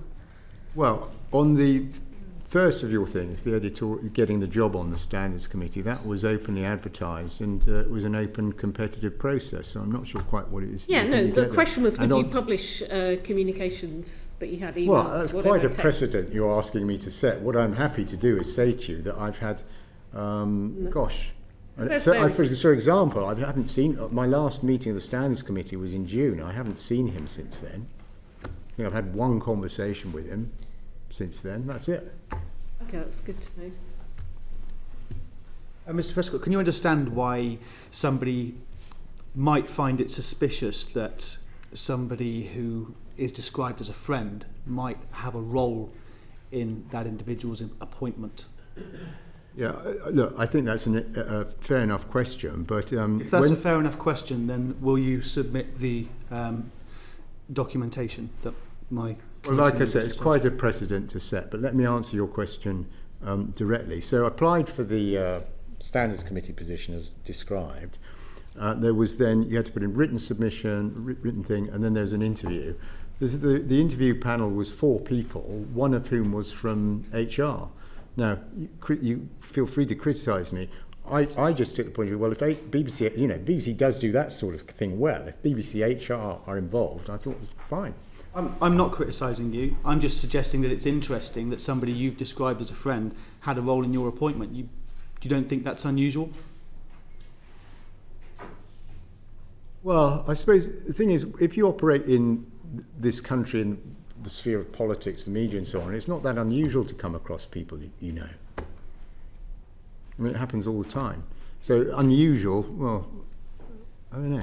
Can I ask, Michael, if even a memo warning about issues of impartiality has issues with selective quoting and perceptions of bias, is there any hope that anyone can ever be an effective and trusted arbiter of impartiality? Well, the BBC gets as close as any organisation in the world ever has, and I think it is achievable so long as you're open, transparent, honest, and here, this is in a sense what this session's about, isn't it? And you're willing to take it on the chin when you get it wrong and look into what's gone wrong thoroughly and put in a full programme of reform if needed. So I think it's achievable enough. And by the way, the BBC is the best positioned organisation in the world to do that, even with everything we're discussing. It might be. That brings us to an end. Can I thank you so much for appearing in front of us this afternoon and for all your time. Is there anything that either of you would like to conclude with before we end today? Caroline? I don't think so, but thank you so much. I'd just say a big thank you, because obviously this has been all over the news for whatever it is, 3 weeks now. I've deliberately avoided the media for numerous reasons, but not least because I have great respect for Parliament, and also a session like this, you can go through things so much more thoroughly than one media interview, so I'm really appreciative. We're very grateful for both of you for coming in to see us this afternoon and for answering all our very many questions. We're now going to briefly suspend the meeting to allow the next panel to come in. Thank you very much. Order, order.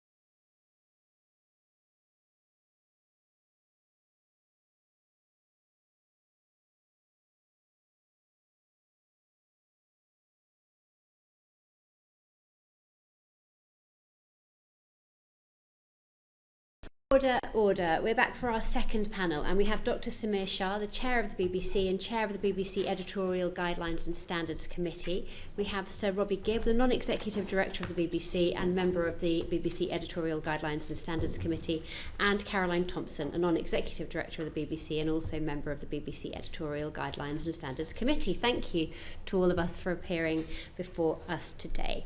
You have probably seen the first panel, so I won't repeat my introduction to the session today, but suffice to say, Dr. Shah, you're once again in front of us at a point where the BBC is said to be in crisis and where the board appears to be in crisis too. Now, you'll probably recall when this committee first met you, we were a little bit frustrated that you seemed unable to take a definitive stance on anything, and we wanted you to give us strong, unequivocal answers. So I want us to make sure that we start off on the right foot today.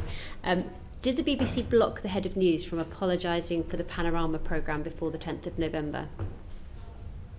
I will directly answer that question, but if you may forgive me, I'd like to take this opportunity, first of all, to apologise to all the people who believe in the BBC and care for it and wish it to survive and thrive. I'd like to apologise to the licence fee payer who funds the BBC to deliver its mission.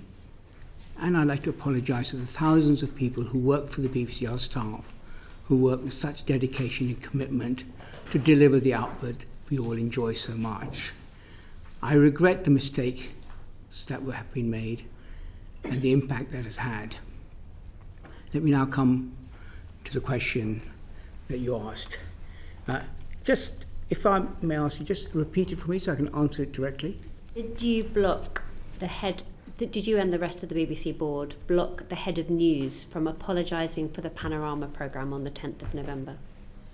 Go back to the week in which the story broke in the Telegraph, and you wrote to me, and I was writing the answer to you.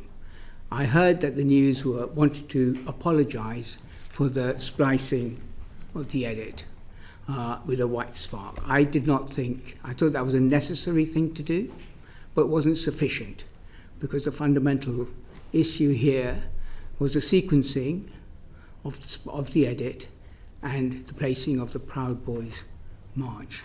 I think the real issue here was the impression left that the President Trump in his 6th of January speech had called to violent action, and what we had to apologise for was that, as well as the splicing of the edit. It's my view that editing interviews is a normal journalistic practice. So that in itself is not what the problem was. The problem was the impression that it led, that it was an impression that President Trump had called for direct violent action, and that wasn't the case, and that is what I thought needed to be apologised for. So the answer to your question is, I didn't think it was adequate. I thought it was necessary but not sufficient. If you felt that that was the case, then why was there no apology when David Grossman first brought that to your attention? You mean in the EGSC meetings in January and May? Mm.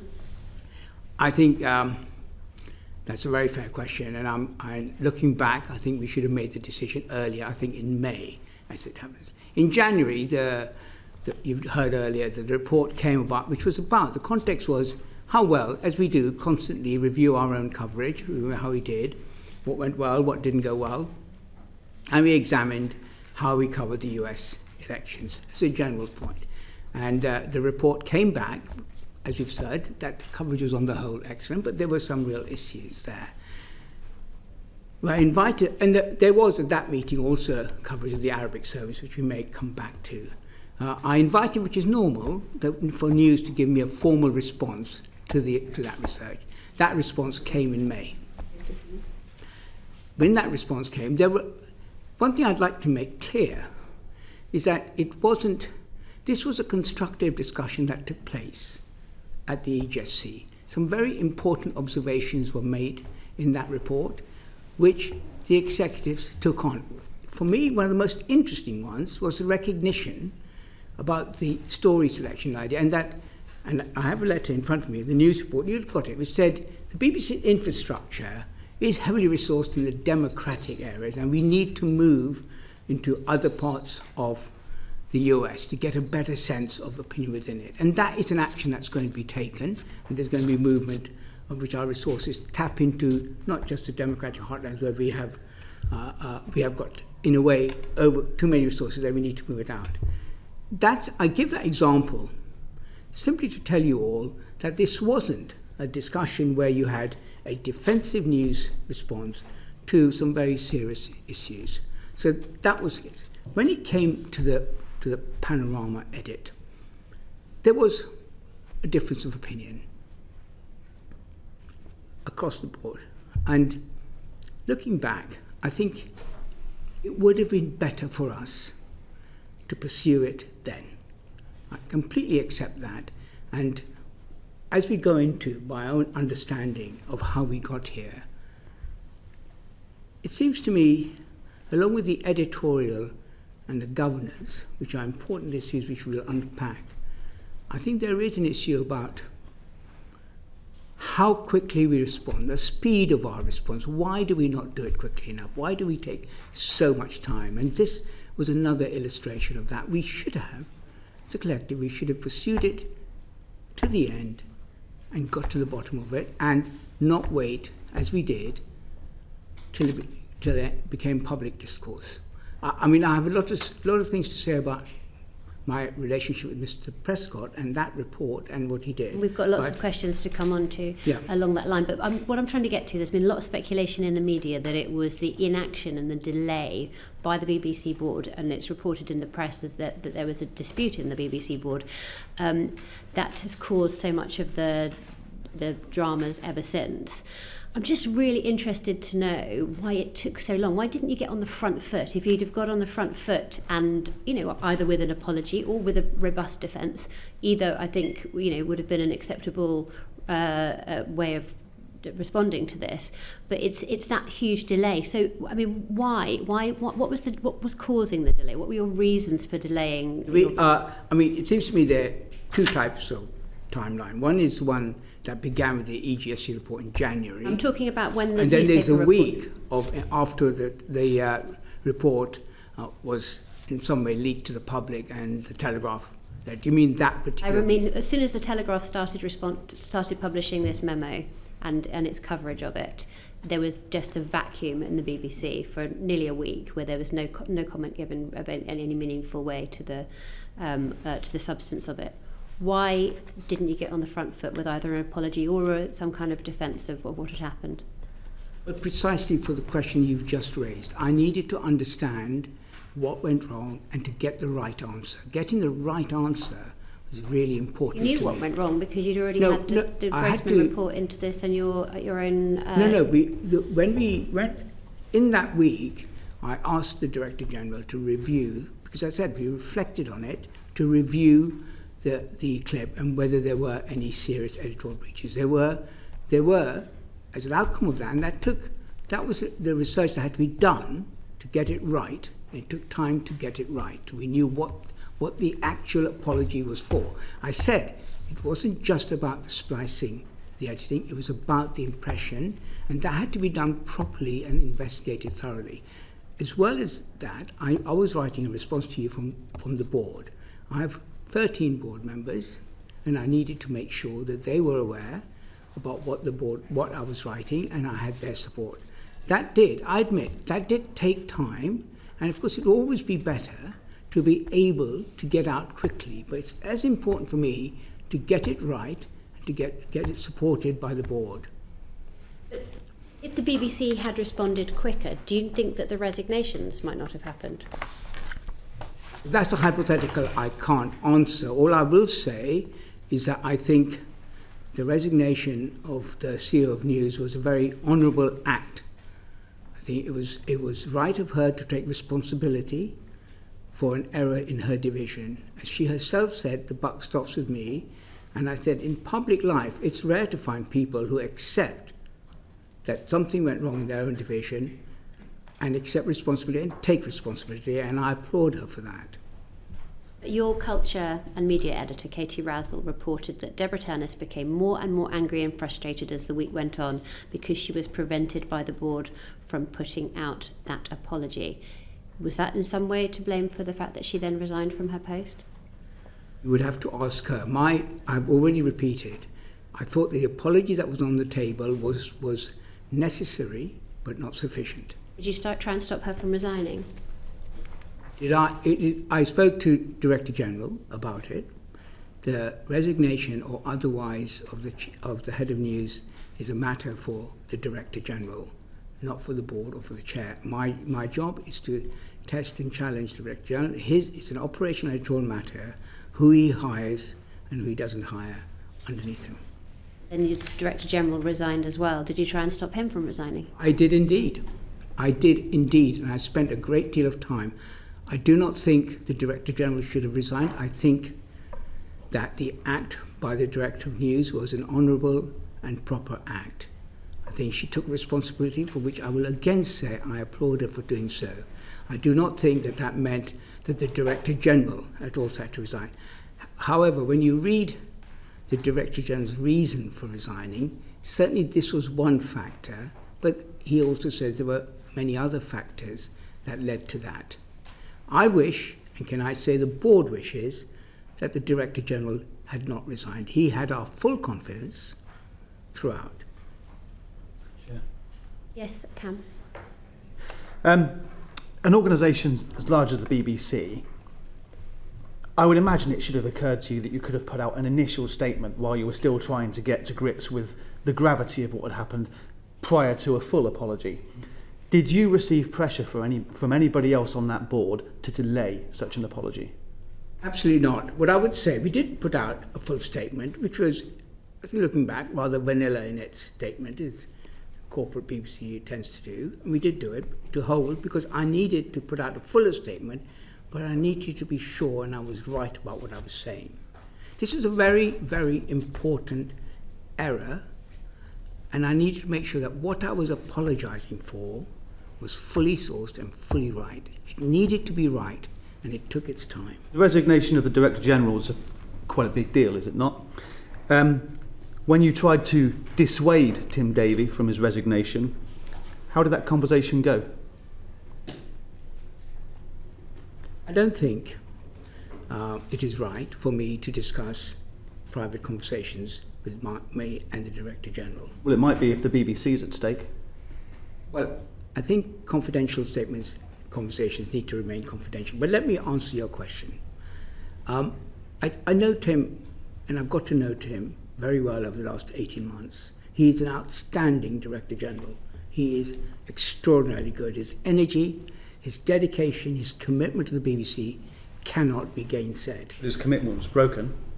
Well, as you know in his statement, he felt responsible as Editor-in-Chief for the error. My view was the responsibility was taken by the Chief of News, and that was proportionate. Thanks, Chair.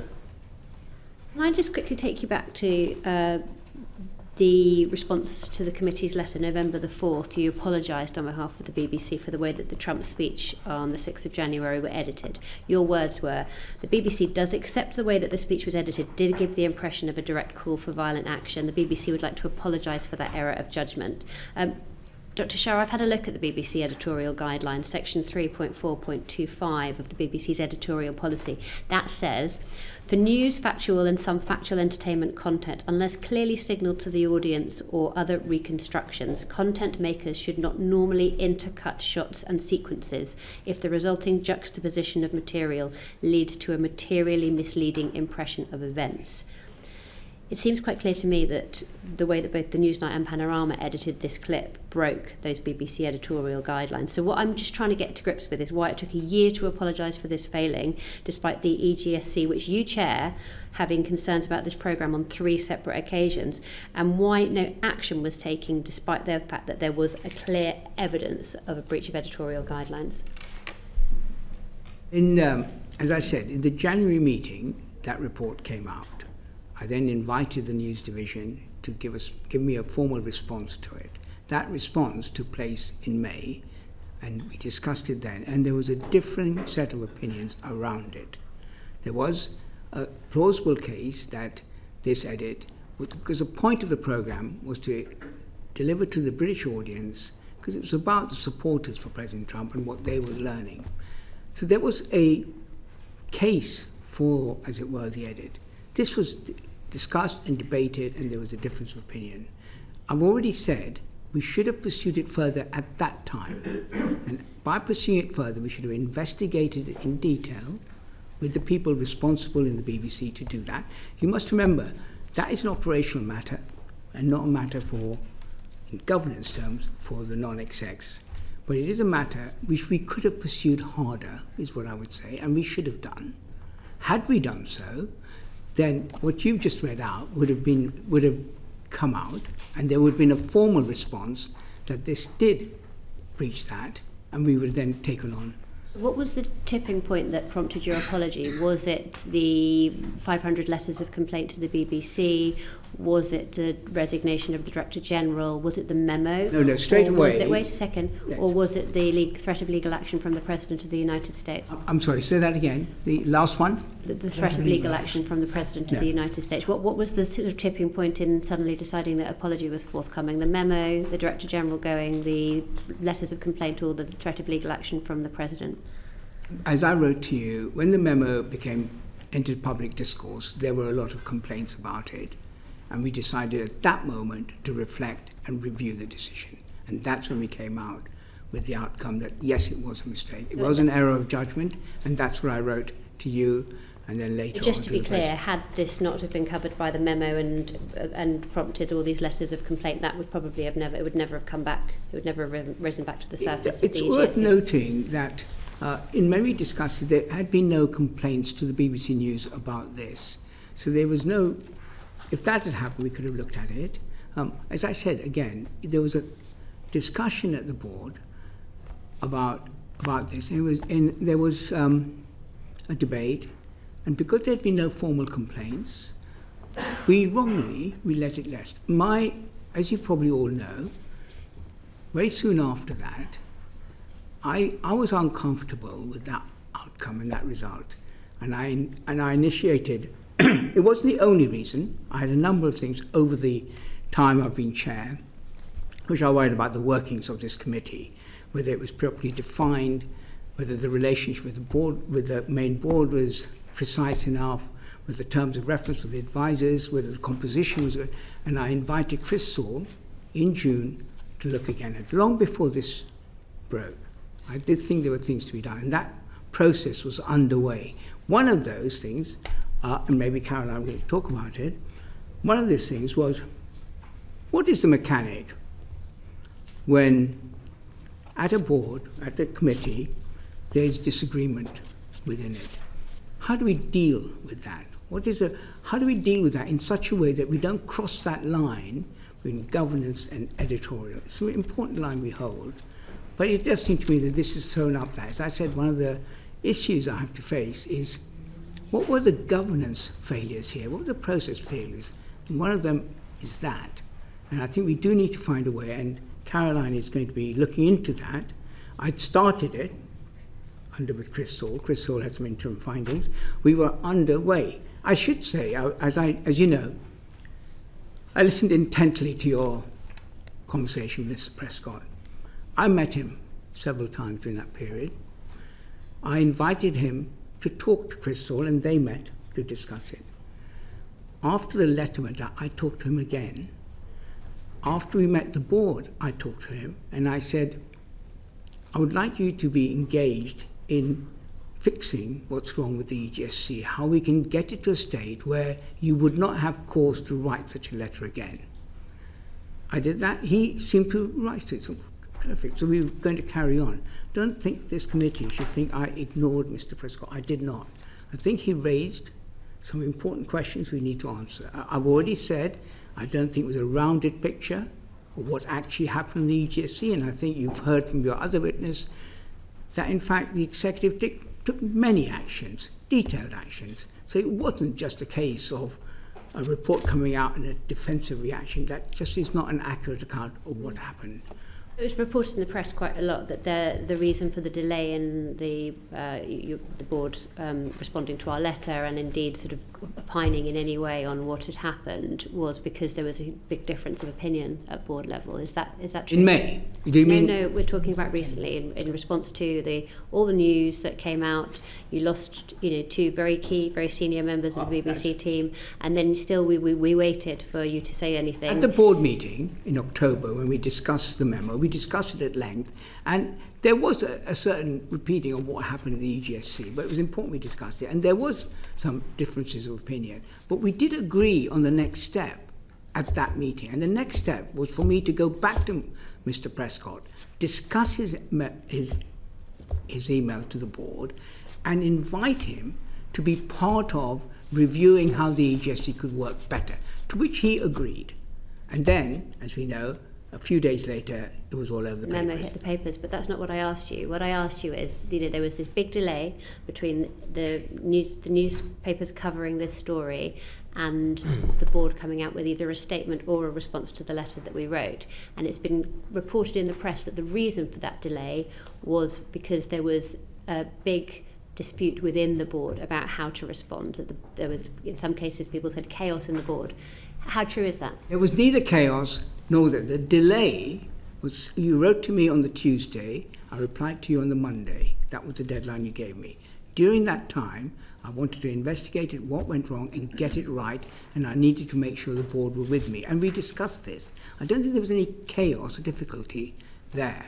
But I think, yes, if I could just add, because I was obviously part of some of those discussions, there was a continuing and sharp difference of opinion between certainly the chairman and me and some others on the board with the director of news about whether we were going to apologise just for the edit or whether the impact of the edit and indeed the positioning of the Proud Boys material had given a misleading impression.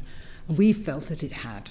And the news continued to maintain that actually the impression given, despite the edit, was correct because the gist of the speech by Trump had, for example, the use of the word fight 15 times and only talked about peace once. And they felt that the edit was justified, but it should have been a more transparent edit. We felt that the edit had led to a more profound problem.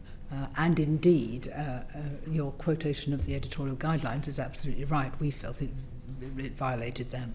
Thank you. Natasha? Thanks so much for coming in today. So just to Robbie, what is your view? What, in your view, took the board so long to publish a response? There was definitely a difference of opinion, and it was properly outlined by Samir and Caroline. It all came down to whether, from my perspective, the point I was making, that there was a serious error, and simply having an identifiable edit and apologising for that would not be enough, because what mattered was what the meaning was. So on the one hand, you could argue that if you had a white flash that showed where the edit was, then that would be fine, and you apologise for not having the white flash. My view, and I think the editorial policy view, independent, is that if the meaning of the new constructed white flash edit followed by the Proud Boys gave the impression that it was a call to arms, it was a breach of editorial policy. That was my view.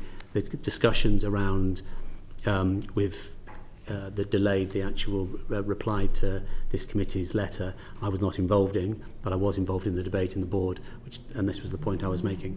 Just sort of in response to the memo in general, so there wasn't much kind of said publicly in response to it. What kind of how did we get to the point where we weren't really kind of responding to the points that were raised publicly for quite a long time? The response to the Michael Prescott's memo to the board? In total? Yes. Publicly, we didn't hear anything about it until the leak. So why was there such a delay in kind of like a robust response to it? Well, I suppose you would say the delay begins the moment it's leaked publicly. Let me make that separate from the response to the memo itself. When the memo came, and I spoke to Mr. Prescott about it, it went to the board.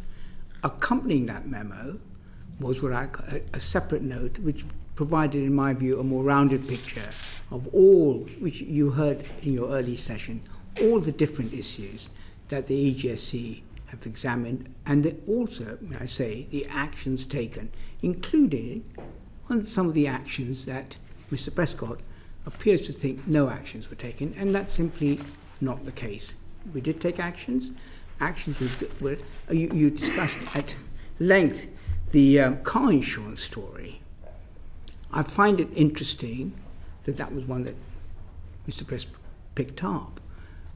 We didn't need the complaint. We ourselves, or the executives, may I say, discovered it, thought it was on, took it down within 6 days, and it featured as, I think, one of the, in the annual report as a serious editorial breach.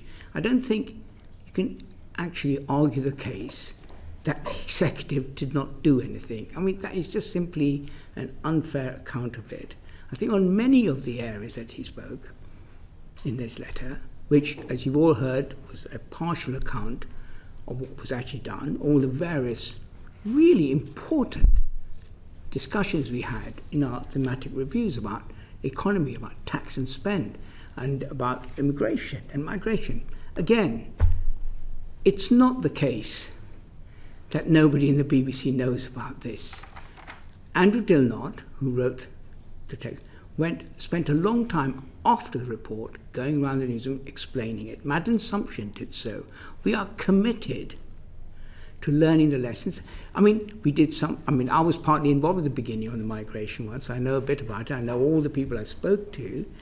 And like all these reports, there are things that the BBC journalists do well, and there are things that can improve on. There were a number of recommendations. So I just think you mustn't get away with thinking that the EGSC is not a functioning committee that does take on board issues, dig deep into things, talks about more urgent matters, and the executive, on the whole, respond positively and constructively to it.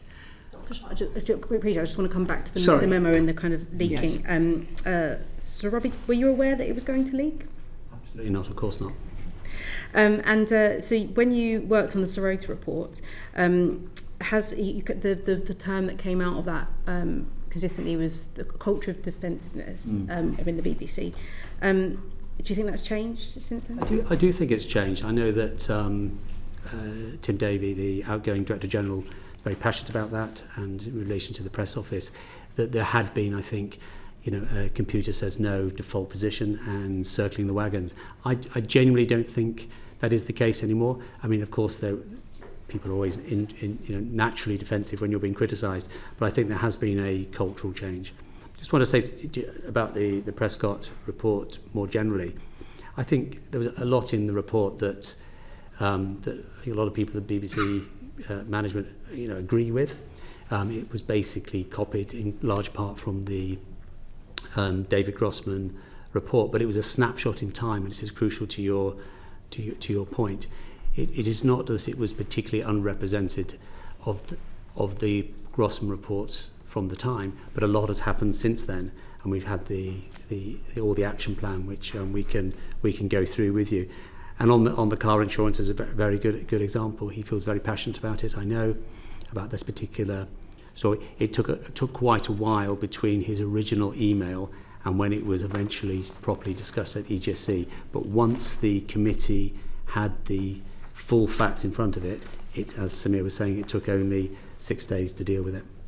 Caroline, do you have anything to say around the kind of defensiveness within the BBC? I think there's always a natural tendency to want to perhaps not be defensive but support your staff, particularly in journalism where of course there's a lot of people taking risks and really working under a lot of pressure.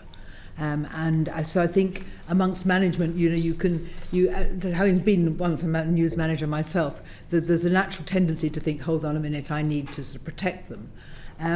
But actually the thing that strikes me, and I as you may know, I've recently come back to the BBC as a non-exec, having been an executive before, but having had a 15-year gap, is the extraordinary seriousness with which the BBC continually investigates itself and questions itself and reviews its output with a view to getting higher standards. I think that's the thing, the lack of understanding of that, I think, is the thing that most concerns me, because actually there are endless debates about when can you call something genocide and when don't you, and how where did we get it right and where did we get it wrong, for example. I think to characterise a support environment as a defensive environment is to mischaracterise it, actually. And just to Sir Robbie, so you've clearly a man of very strong political convictions and have held multiple posts both at the BBC and then over at Number 10 for the last couple of decades. And how have you managed to keep these roles separate and managed your own bias, given that this is all about, accusing the BBC of bias and accusing the BBC of not being able to look at its own lines? So how do you manage your own? So I was Director of Communications for the government for 2 years, but I was a BBC news producer for 25 years, including being a programme editor and head of BBC Westminster. So I have a long track record. I primarily want to be defined as my commitment to the BBC, not my 2 years working for Theresa May. When I first joined, I think I joined the BBC in 1991, it was drummed into me about impartiality, and it's one of those things, those early impressions have basically dominated my thinking, and it's why I wanted to stick with the BBC. You're told to leave your politics at the door. And impartiality isn't just a sort of a moral obligation, it's also a legal obligation. I'll tell you one thing that's really, really important. If you want to find the people that are most critical of journalism when it becomes biased or inaccurate, it's other BBC journalists, because their reputations are damaged by it. And I think there couldn't be a bigger mismatch between the way I'm presented in some quarters in relation to my attitude. I think I've become weaponised in terms of how I'm perceived. Everyone who know me, I'm hugely impartial. I have friends across the political divide. I have impartiality through my bones, and I've always been a big campaigner. I appreciate, but there is a question of sort of perception. Is it so? How do you manage perception? You said it's been weaponised, but I suppose it's difficult for people to separate those things. Sure. One of the problems of being a non-exec member of the board is it's very, very hard to speak for yourself. You get calls from the journalists asking for a response, and you just don't want to engage. And that's one of the reasons I'm absolutely delighted to come here and give an opportunity to set out my case, where hopefully I can demonstrate that the perception is actually wrong. Will you move on? Carry on. At the end of yours, whenever. I've got a couple of. Cam, do you want to come in? If that's all right. Yeah. Thanks, Chair. So, Robbie, you talk about leaving your bias at the door. Shortly after you took over at the Jewish Chronicle, a second-generation columnist, Jonathan Friedman, resigned, stating that too often the Jewish Chronicle reads like a partisan ideological instrument, its judgments political rather than journalistic. How does that tally with your statement about leaving politics at the door? Well, I think you got your timeline wrong. That particular statement happened after I had left. I left any involvement in the Jewish Chronicle in August 2024. A number of points I'd like to set out here is, firstly, I had no editorial role whatsoever on the Jewish Chronicle. It had no bearing whatsoever in my work with the BBC. My relationship with the Jewish Chronicle was fully declared. And Chair, if I had the opportunity to explain why I ended up being a non-Jewish person, chairing or being a director of the Jewish Chronicle.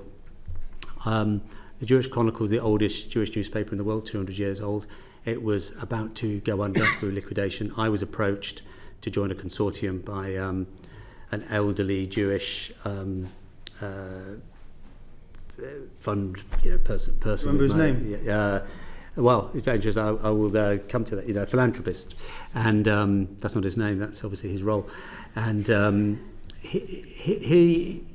it was his involvement and his funding of the Jewish Chronicle was conditioned on him not becoming a public person, because you can see more recently, but even then, the amount of the safety issues were very, very high indeed. So the original plan was for me to be director for like 2 weeks after we won. It ended up being a lot longer than that because there was complications in how charity law had changed.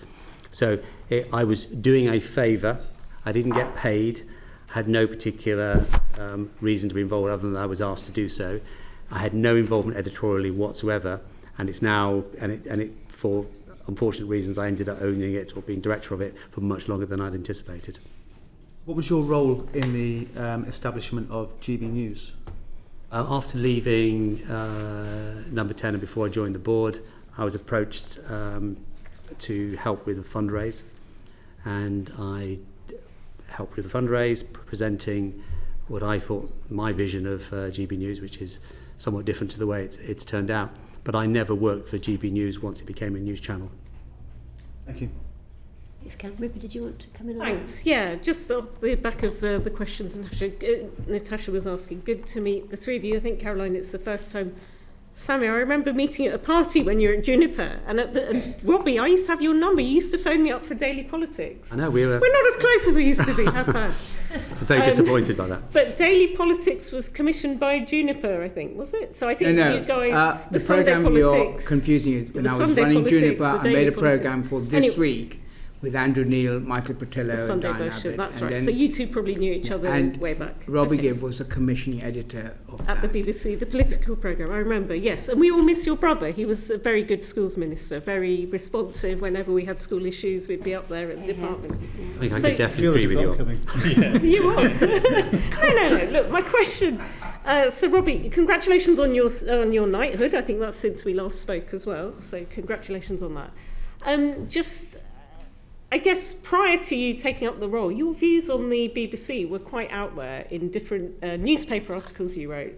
So there's the one from August 2020 in the Telegraph, I think, where you talk about how the BBC needs to get its ship in order. It says that BBC journalists are letting their preferences show. Even any student of impartial, inaccurate press can see this, and it includes a bit of an attack on Lewis Goodall in that article. Then there was a Daily Mail one about the Today programme the same year. Trapped by its own groupthink, it is radio misery, sneering and monstrously out of touch. Do you think that's still the case? That was 2020. You've been on the board since then. Do you still hold those views of the BBC? Well, the particular issue around Today programme was that during I think it was the 2019 general election, it was unfortunate because I can see how it happened, is that they had outside broadcasts in universities up across, and they had a lot of. Unfortunately, the views expressed were not the views of that story. So the actual debate, that election, the debate was very much in red wall, and that created a real problem for them. But I understand why they did it. They wanted to get younger audiences participating. So I don't really see that from anymore in Today programme. They're taking a lot of their output out of central London now into different parts of the country, which is good. In terms of revealed preferences, I feel very, very strongly that you leave your politics at the door, and if you are tweeting, if you take the sum total of people's tweets, you take the sum total of their output, and you know where they're coming from, that is a problem. Because the BBC has to be for everyone. I know lots of BBC journalists. I know their politics because I've been around the BBC a long time. People from very much from the left. They are, you could not tell for one second. And you mentioned Lewis Goodall. I think Lewis Goodall is a very, very talented journalist. So much so, I was the person that recruited him into the BBC in the first place. And on the basis that he came from the IPPR. He was a talented guy, and I wanted to bring people with a diversity of opinion into the BBC. My issues are not particularly focusing on him, is that where people, and that's what I was writing about at the time before I joined the board, where journalists behave in a way which the public know where they're coming from. That is a real problem. One of the things, another credit to Tim Davie and his management of the BBC, introducing some very, very clear guidelines for Twitter, X, and you don't really see those stories anymore. I think the BBC have cracked it. We've had people like Andrew Neil. I mean, there's always been people, and there's always been political appointments, haven't there? Gavin Davies and, I don't know, James Purnell.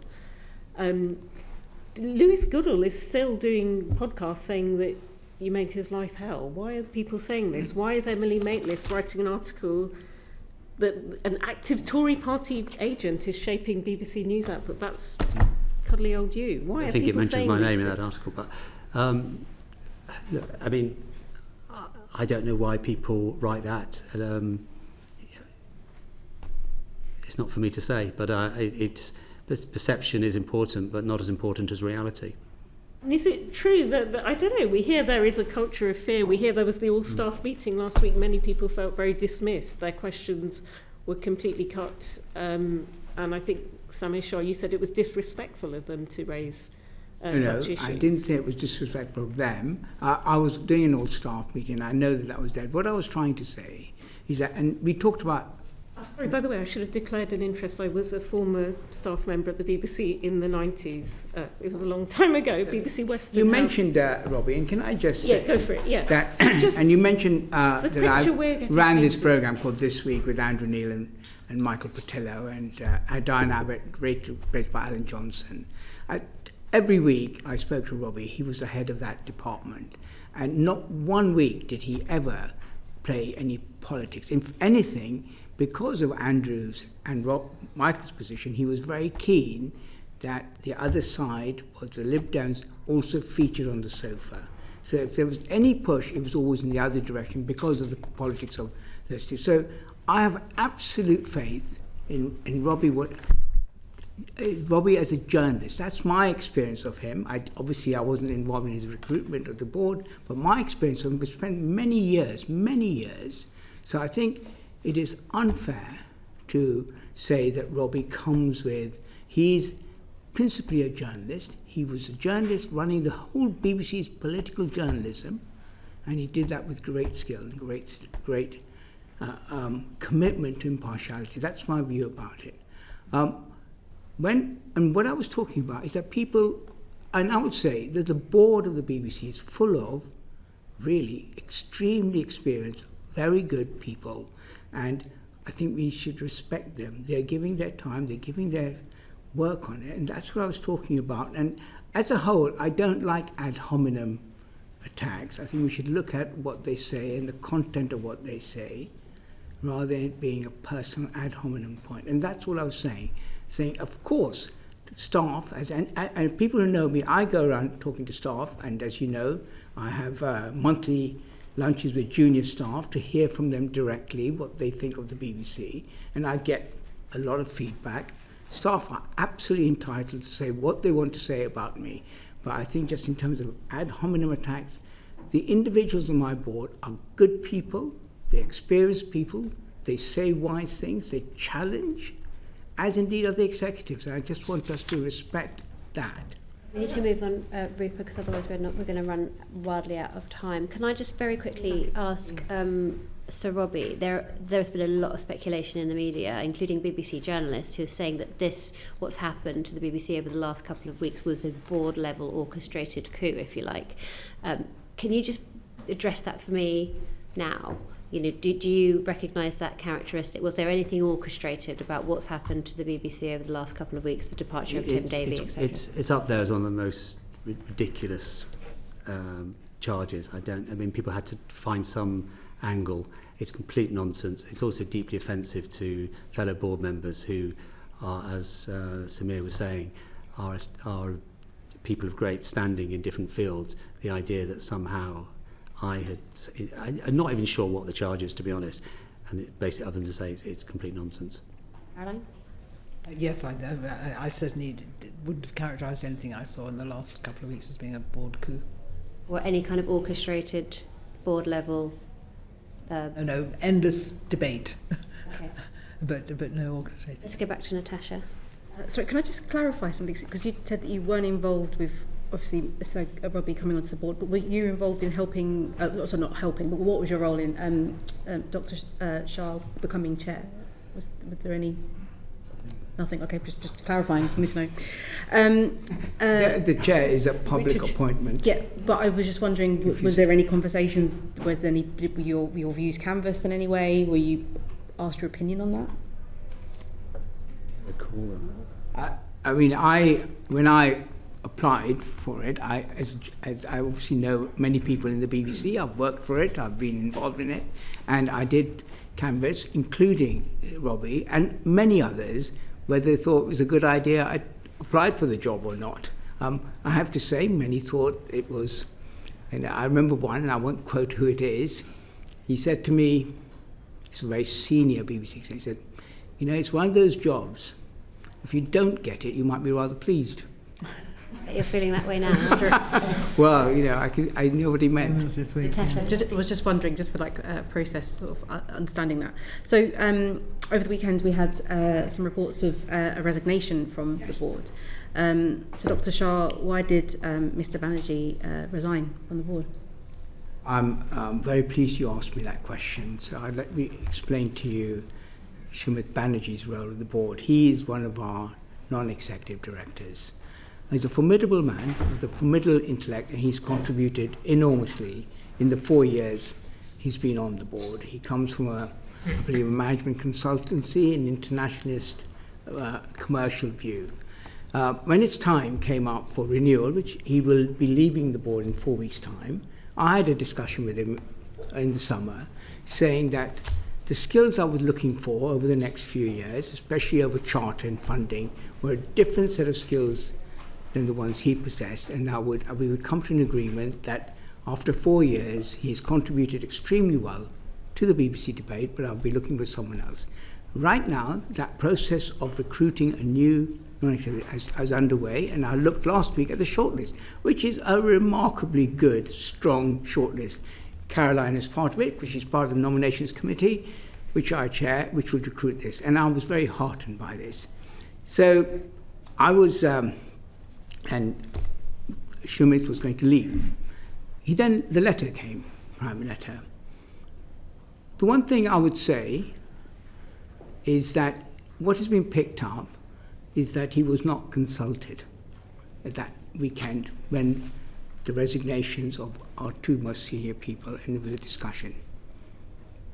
I look back because my memory was that he was. And I can tell the select committee that at 12:47 on that Sunday, I had a 26-minute call with Mr. Banerjee. So that was the weekend in which these things were discussed. I was responding to a request from Tim Davey because this was a very difficult moment.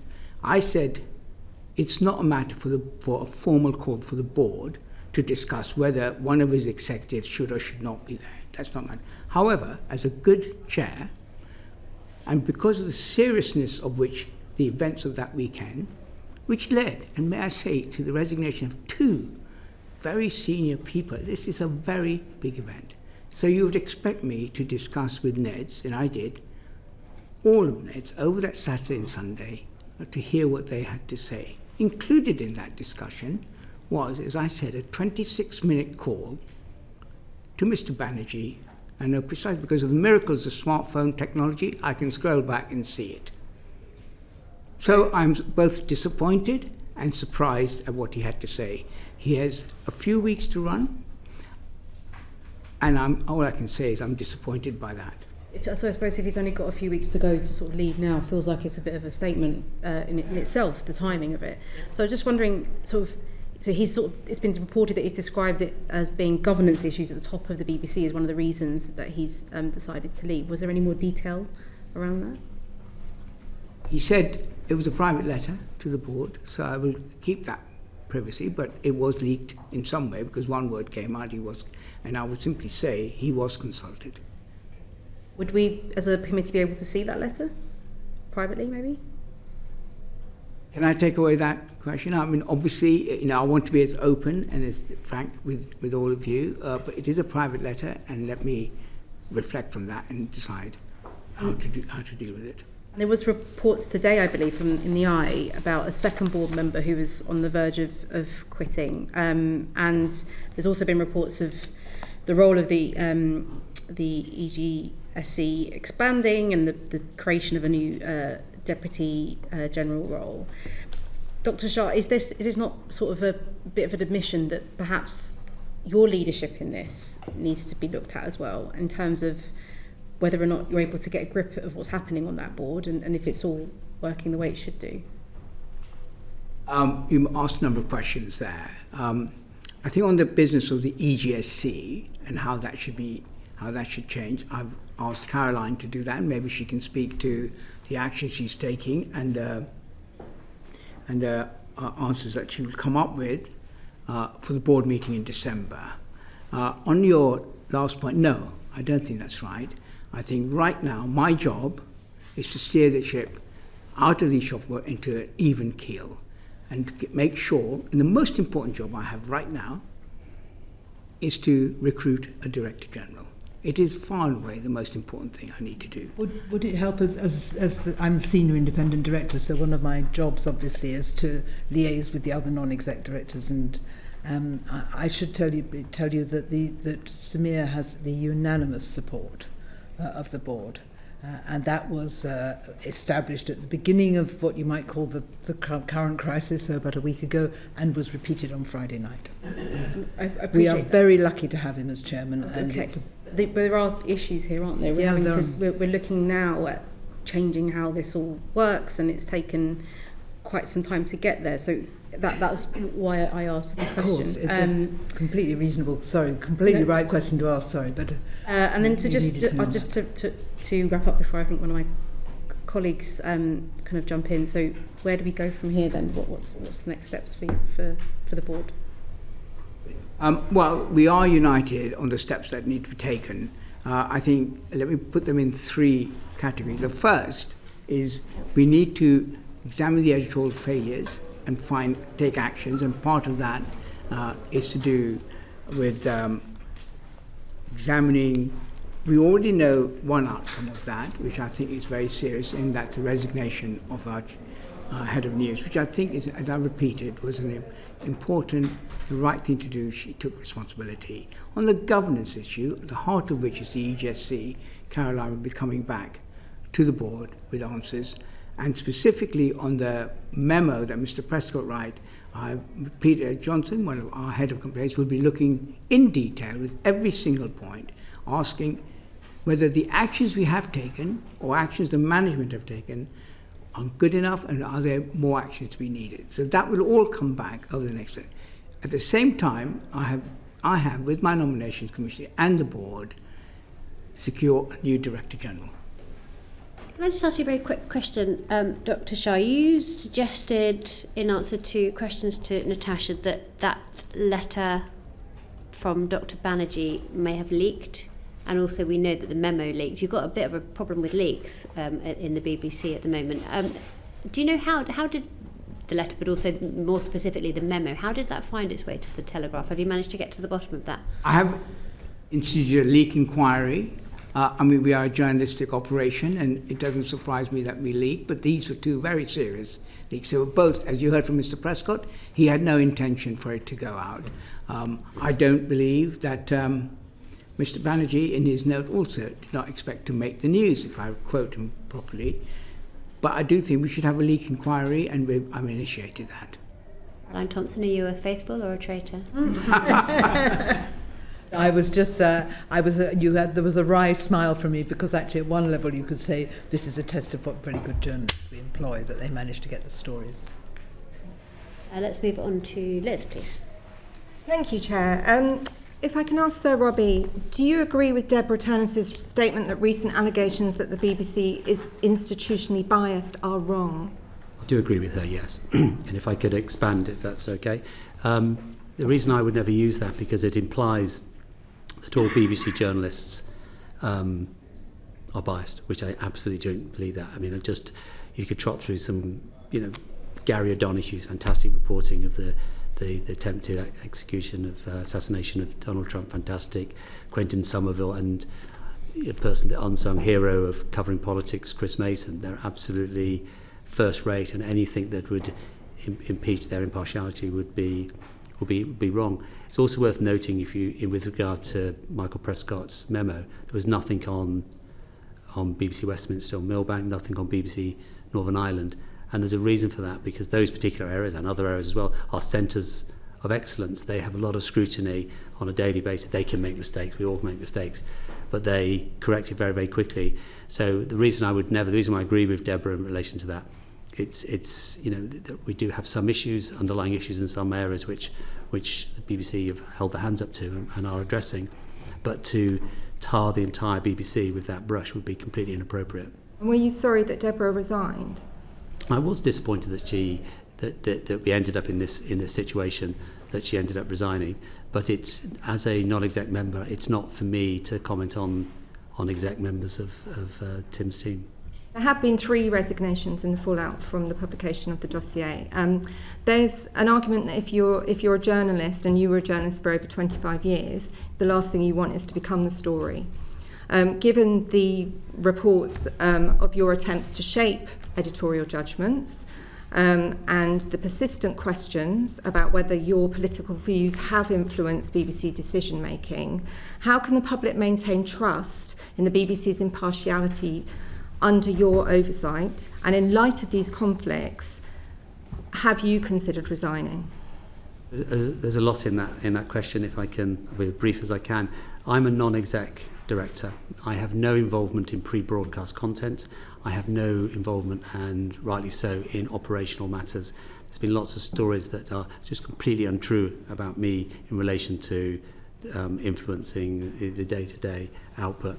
In Tim Davies' leaving note, he talked about these issues being weaponised by people. I think he was particularly referring to people that have latched onto the issues in the Prescott memo, the errors, and are using it to bash the BBC. And it's often people who don't agree with the BBC for a whole range of ideological reasons. It's also been politicised in the other way, as a way to have a pop at me. There's something illegitimate, making my role as if I'm not legitimate. Actually, the most people, his response to the memo, who are critical, want the BBC to do better. And I think, so yes, I think it has been weaponised, and I've been the victim of that weaponisation.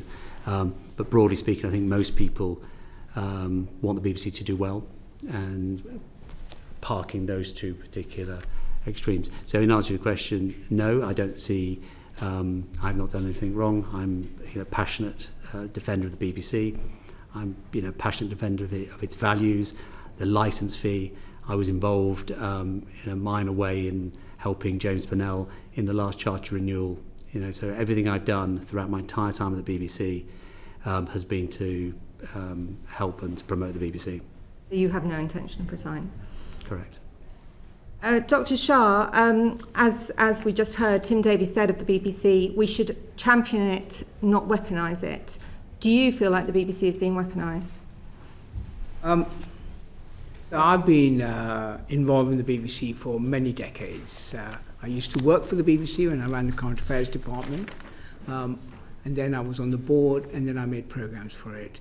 It is, whenever the BBC makes a mistake, and I think you asked the question, I don't think it's enough to say 99% of the time we get it right. I think when we make a mistake, it's an important thing.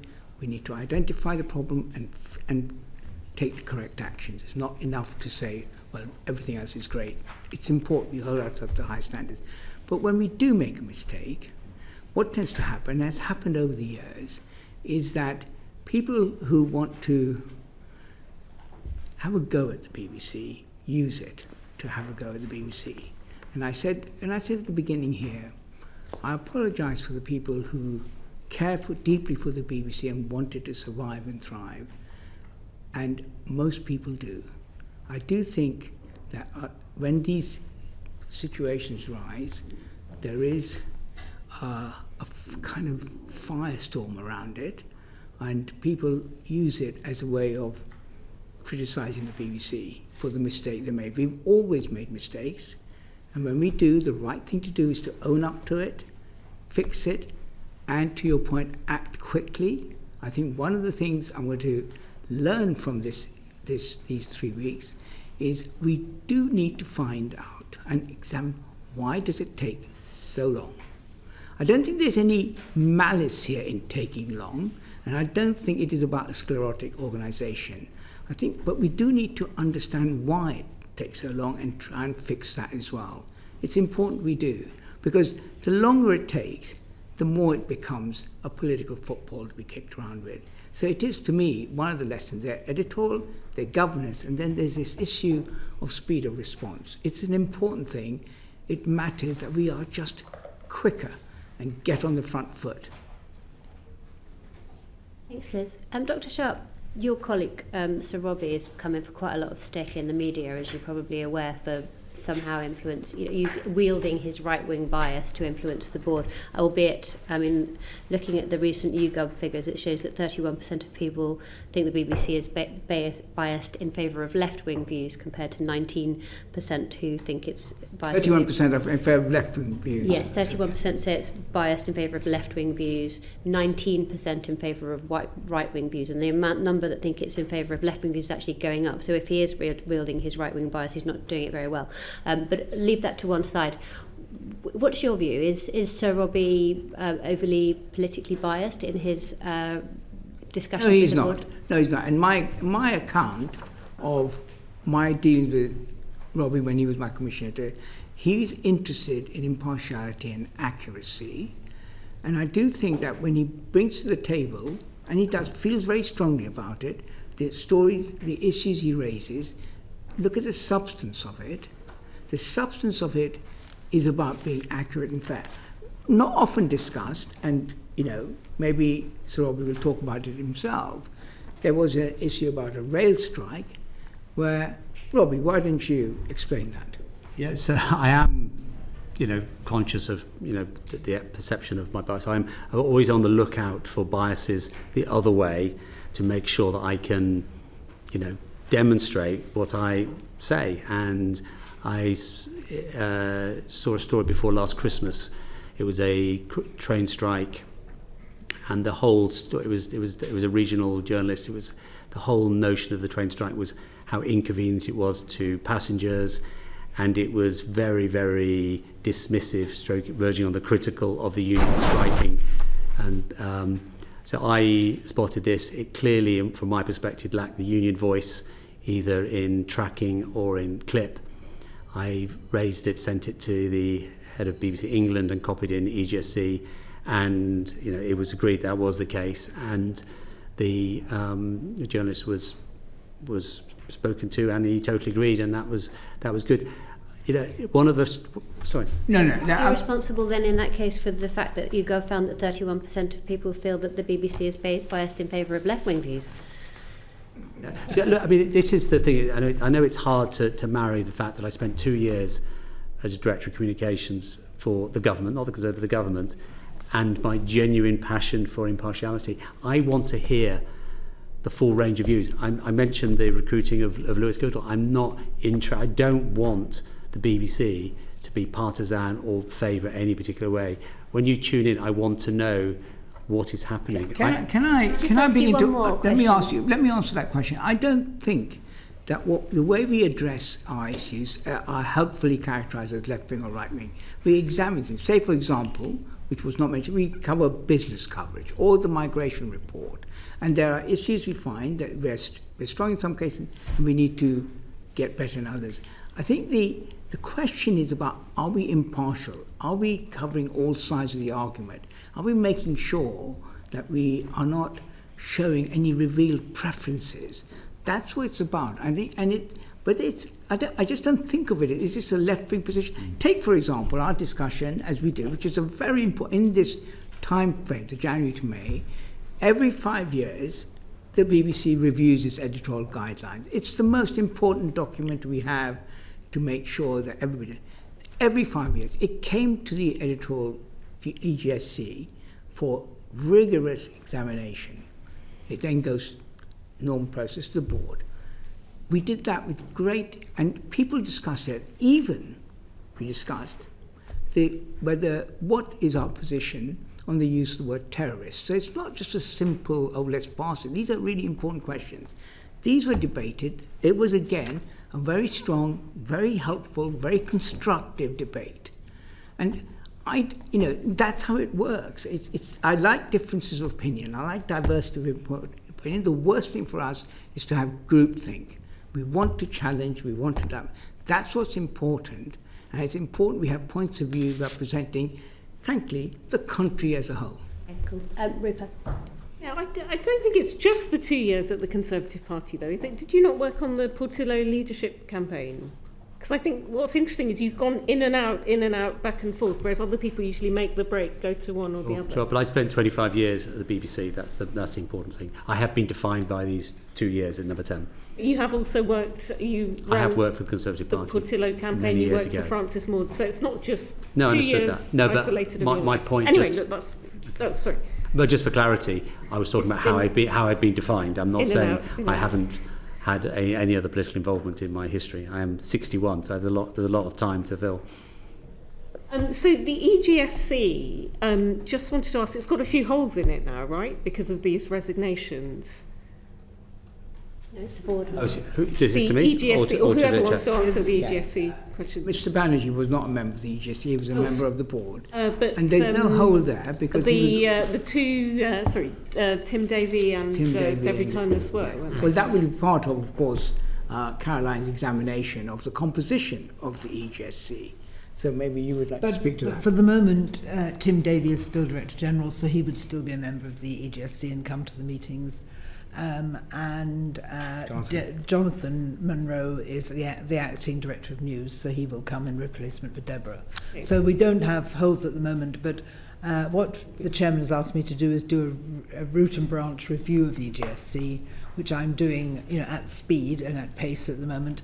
And one of the things we will look at is the membership. It does seem a very small number of people to be arbiter of editorial standards, and including someone who is known for their conservative past and being a bit partisan. I just wondered, I've seen the minutes of the 6th of March 2025, and there's actually an agenda item. Actually, it deals with the BBC Arabic issue, so I do agree with what was said by you, Samir Shah, in your letter, that some of the things in the Prescott memo were dealt with, so I don't know why they're in there still making hay, including BBC Arabic. However, plan for reform voters. And for reform voters. So there's a whole item in there about how there needs to be trust built with the reform electorate.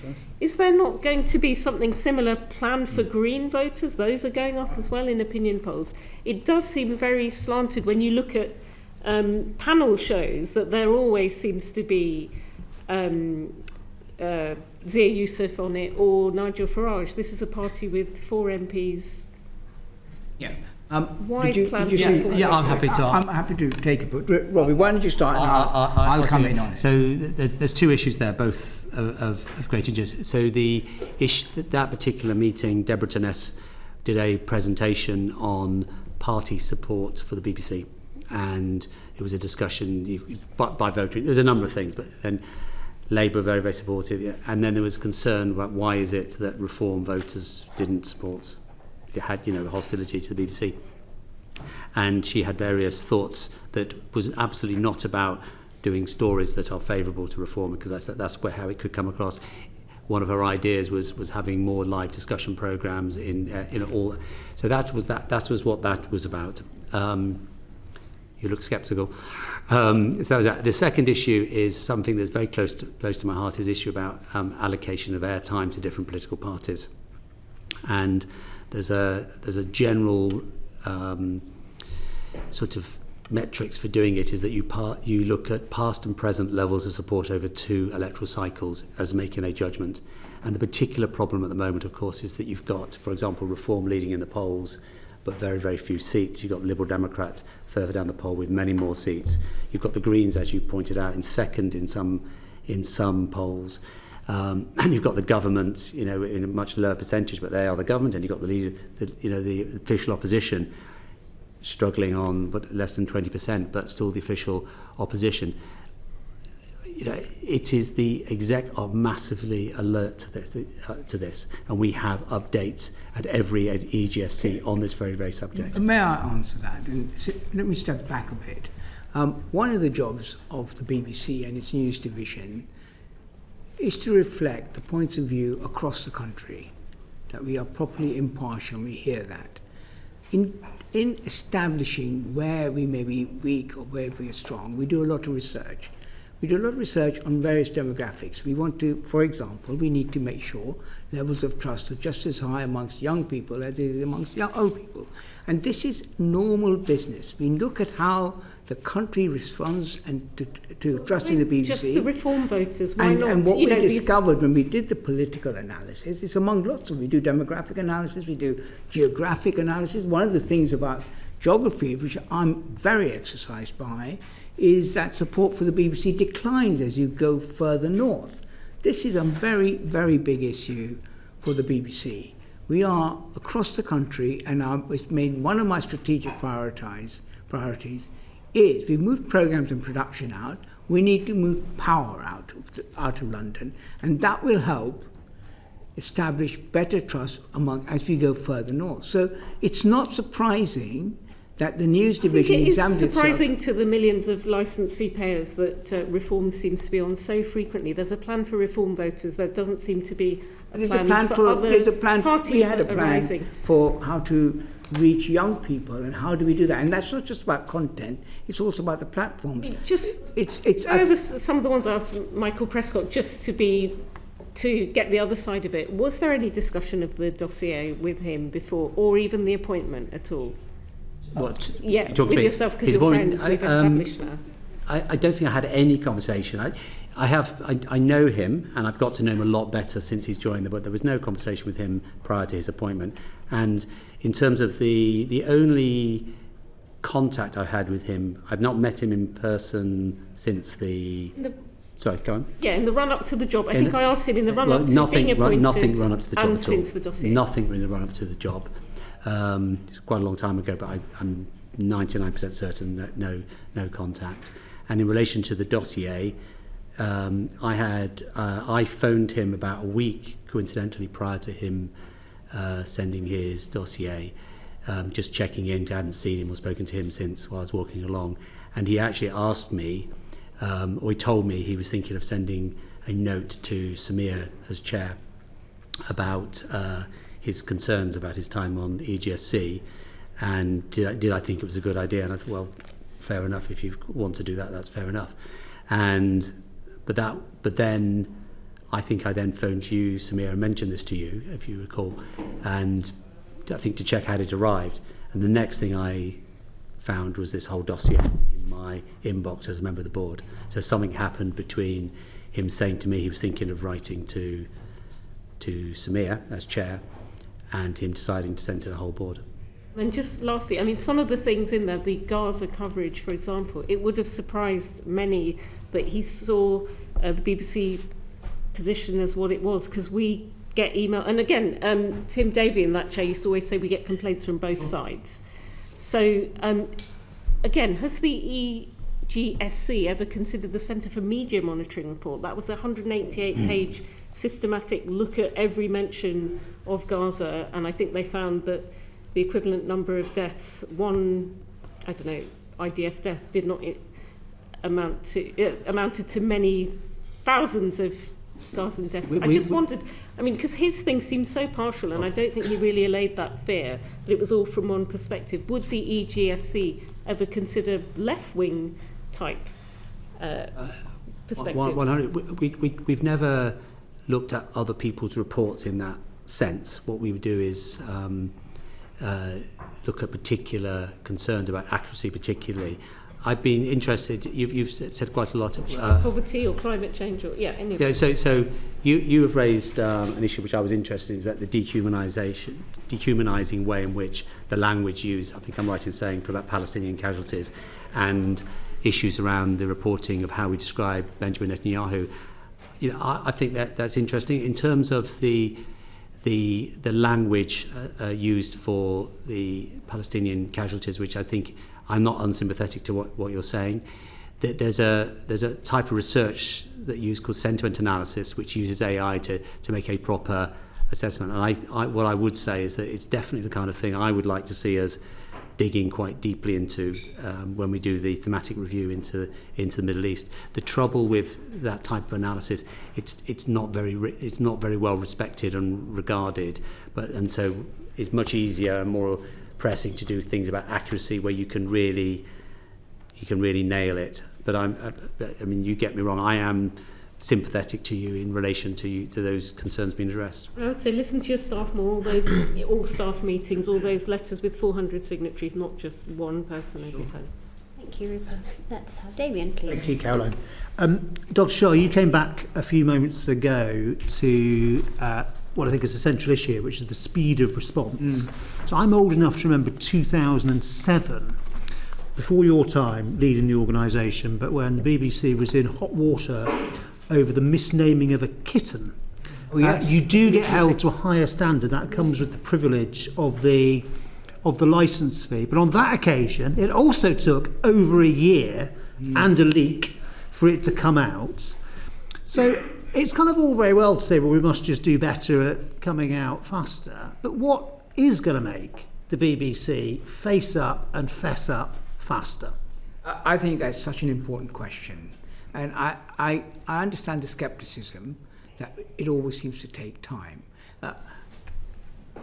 I don't know the answer to your question, but I'm heartened by one other area. It's a parallel area which I was involved in. I took very great care to accept, which was what we call the culture review, where in my first year I was determined to tackle abuses of power. And there was a lot of we do this year in, year out, it's always happened. And there was some skepticism. But in the event, we did a very strong review. We came out earlier this year, and I and the board, but I took personal ownership of trying to get this right in the face of skepticism. And I would say that the executive responded extremely well. There's a very serious set of actions that are in place now to tackle it. So, whilst I agree... I'm going to have to rush you. No, but what I would say is that I think I will equally, once I focus on it, say, what is the problem here? Why do we not come out more quickly? What is it that stops us, and how can we fix it? It's going to be absolutely one of the lessons I've learned of this particular 3 weeks. I do hear your skepticism because, I remember that kitten story. Socks, just delving deep. Socks and cookie. Yeah. And so I think it's important, and I think it is a constant problem for the BBC that we do respond in a way that always puts us on the back foot. And I don't like that. I want us to be on the front foot and get out our statements clearly. If we made a mistake, hold our hands up fast. If we don't think it's a mistake, say that. So returning to the backward-looking thinking, Yes. so what is in the Prescott memo? So the board is committed to revisit everything that's in that memo and to report back on them, on those items transparently about your conclusions. What does that mean in practice, and what is the transparency we should be looking out for? Well, what I've asked Peter Johnson to do is to examine every single story and set out what actions we've taken, or the executive have taken, to deal with that. Then analyse whether those actions are adequate and whether more actions need to be taken. So be very precise to every single point. It may be that we'll find, for example, in my view, about the insurance thing, the action was taken and that's it, and we don't need to do any more. But there will be others where we think, Peter Johnson may think, well, these are the actions taken, A, B, C, but we now need to do D and E as well. So it's going to be very precise, and we're going to... Earlier this afternoon, Mr. Prescott said to us that you should treat all the issues he's raised as systemic unless they are demonstrated to be otherwise. Do you think that is a correct way to go about that analysis that you're talking about? Well, I should say I'm not clear what Mr. Prescott means by the word systemic. Let me put... He's not here for me to put words in his mouth but tell me. In present. But I think what he means is, rather than saying it was a one-off, something went wrong on that Tuesday in March, somebody made an error, that there's something in the organisation, whether it's in the culture, the systems, the processes. I think that's probably what he means by systemic. Let me talk about how I read those series of points that Mr. Prescott... You do it concisely. Yes, okay. So I think there were some individual errors, but I also think it points to some underlying problems. That's how I would describe them. For example, an underlying problem in the Arabic service. Forgive me, so the question is, do you think it's a reasonable approach to this exercise that is about to be undertaken to start with the assumption that for each of those items it may have been systemic. We have to demonstrate it's not. I wouldn't frame it in that way. I would ask Peter Johnson to look at each one on its own merits and examine. He's a very fine, very seasoned and experienced journalist, to look at each one and come to the board with an analysis of whether this is an individual error or a underlying problem error or it's a systemic error. Thank you. And just finally from me, Sir Robbie, could you just say to the committee what you think it should be the future for the BBC, what role it should play in the next 10 years, which may be the same or different from in the past 10 or 20 or 30 years? A nice open question.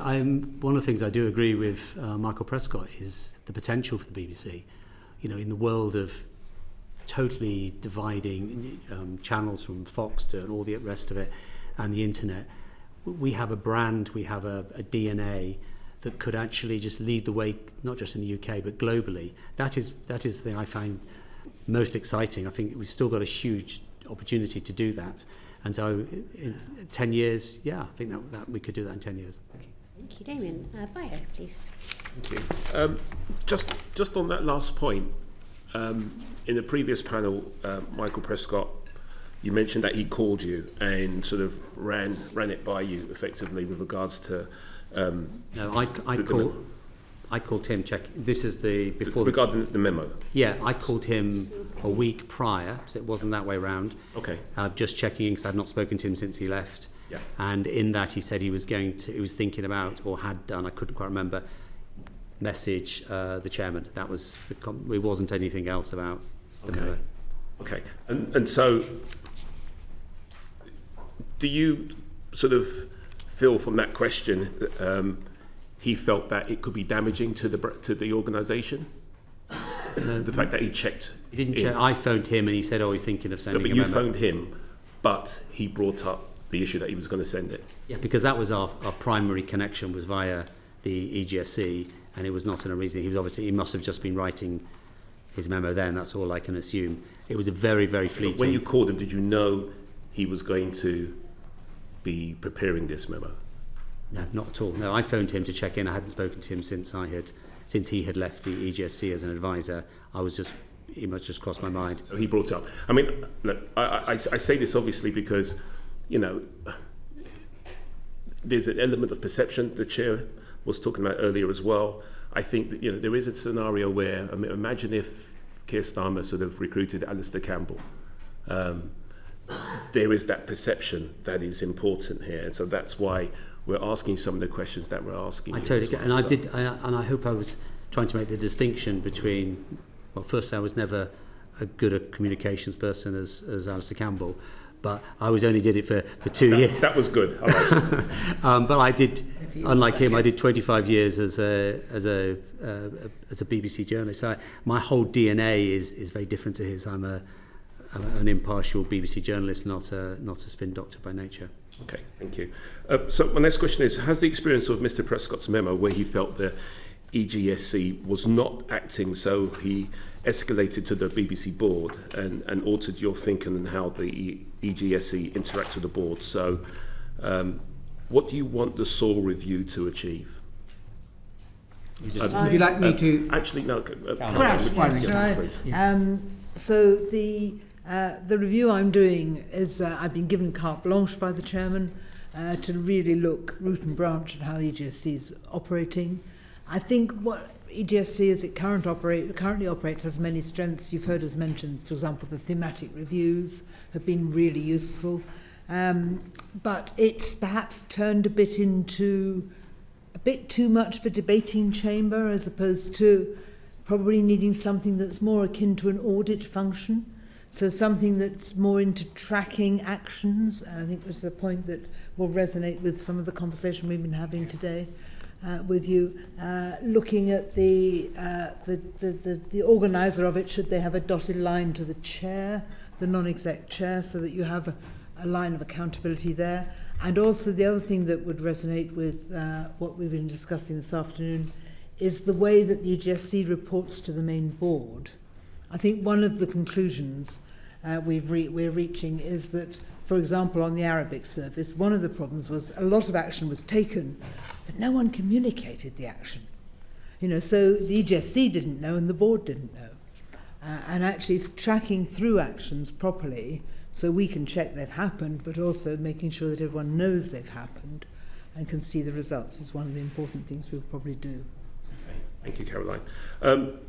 This question is to yourself, Dr. Shah. The EGSC used to be chaired by Nicholas Sirota, who was the Senior Independent Director.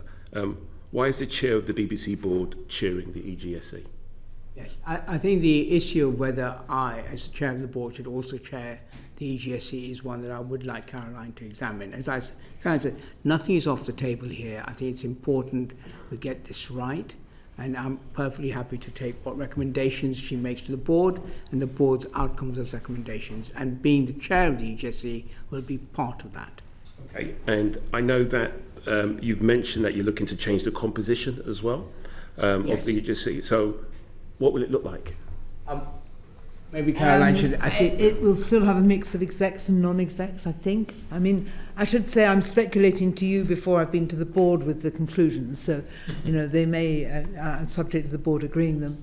I think it should have a broad representation of views as far as possible from within that, and we should still have independent advisors, but we might look at the role and how we define the job descriptions of the independent advisors. The two independent advisors you've seen today have their contracts already finished, so we need to reappoint them. My final question to Dr. Shah.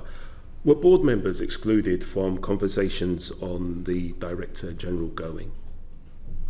On the Director General going? Yes. I don't exclude board members. I mean, you're talking about that weekend, where I spent the weekend talking to every single NED about the situation, and I wanted to hear what they had to say. When we had a board meeting in the late Sunday afternoon, the Director of News had resigned, and the Director General resigned.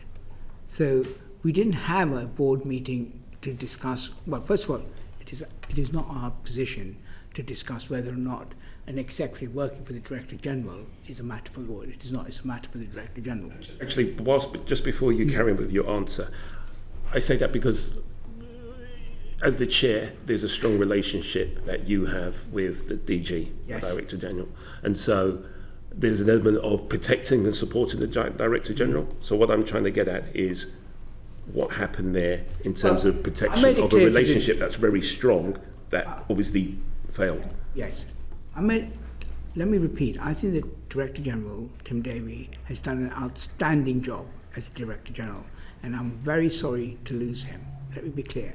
And it's not just me, the whole board, and I know that because I've spoken to them all, one-to-one, that he had the full confidence of the board and they wanted him to continue.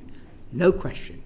Tim knew that, and in his resignation, you will see his reasons for resigning, but I'll make it absolutely clear that neither I as chair or the board wanted him to go. He had our full confidence, and we would have liked him to stay.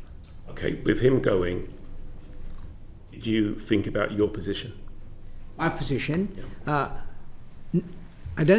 My job now is to steady the ship and put it on an even keel. I'm not somebody who walks away from a problem. I think my job is now to fix it, and that's what I'm doing. And I want to lead the organisation in such a way to address the issues we've raised, which are editorial, governance, and the issue of speed, and to fix that and lead what is really important here, the search for a new Director General. Thank you. Dr. Shah, there's been a lot of discussion over the last couple of weeks all across the media as to whether actually the job of a DG is just too big for one person to do and whether that role should be split down. Now, before you'll have seen we spoke to Michael and Caroline. They both thought that it was and that it should be split. They had different views about how that should happen. Michael thought that it should be an editor-in-chief alongside a sort of chief executive in a business sense, if you like, whereas Caroline thought there should be the other Caroline thought there should be a Director General and then a Deputy Director General. And that's been what's been reported in The Guardian, suggesting that might happen. Have you got a preference in that sense? Do you think the job's too big for one person? Should it be split down? How should it be split? It's a very important question, and my view is that it is too big for one person. My view is that as we search for the new Director General, in that lens by which we search for that Director General, I should make it clear, and the Noms Committee should make it clear, that there should be a Deputy Director General who's laser focused on journalism. Journalism is the most important thing and our greatest vulnerability. And I remember when I first started, I think it was mentioned, when I first started as Head of Current Affairs, John Bird was Deputy Director General, and his focus was journalism. That did not mean that the DG was not Editor-in-Chief. We mentioned later on, more recently, Mark Thomson was the Director General. He was also the Editor-in-Chief. And even though Mark Thomson was a journalist by trade, he still felt the need to have a Deputy Director General, Mark Byford, in charge of journalism. That was then. Now, it seems to me it's even more important because the nature of news has changed. The importance, that, as Robbie mentioned, that this is an opportunity. The BBC needs to be the beacon of impartial journalism. It absolutely does. We are living in a world in the next 10 years where people need to trust us and we need to have a focus that our journalism is good. And I think that needs that. So I'm inclined to restructure the executive in the future, once we get a new director, that the lens through which we examine potential candidates for the Director General includes the idea that there will be a Deputy Director General who will be focused on journalism. Thank you, Damien. So, having a Director General and a Deputy Director General, the hierarchy couldn't be clearer. Did you think about doing it a different way, where you have a Chief Executive who runs the organisation and a, whatever you call them, Editor-in-Chief, who is ultimately accountable for content, and they both report into the board?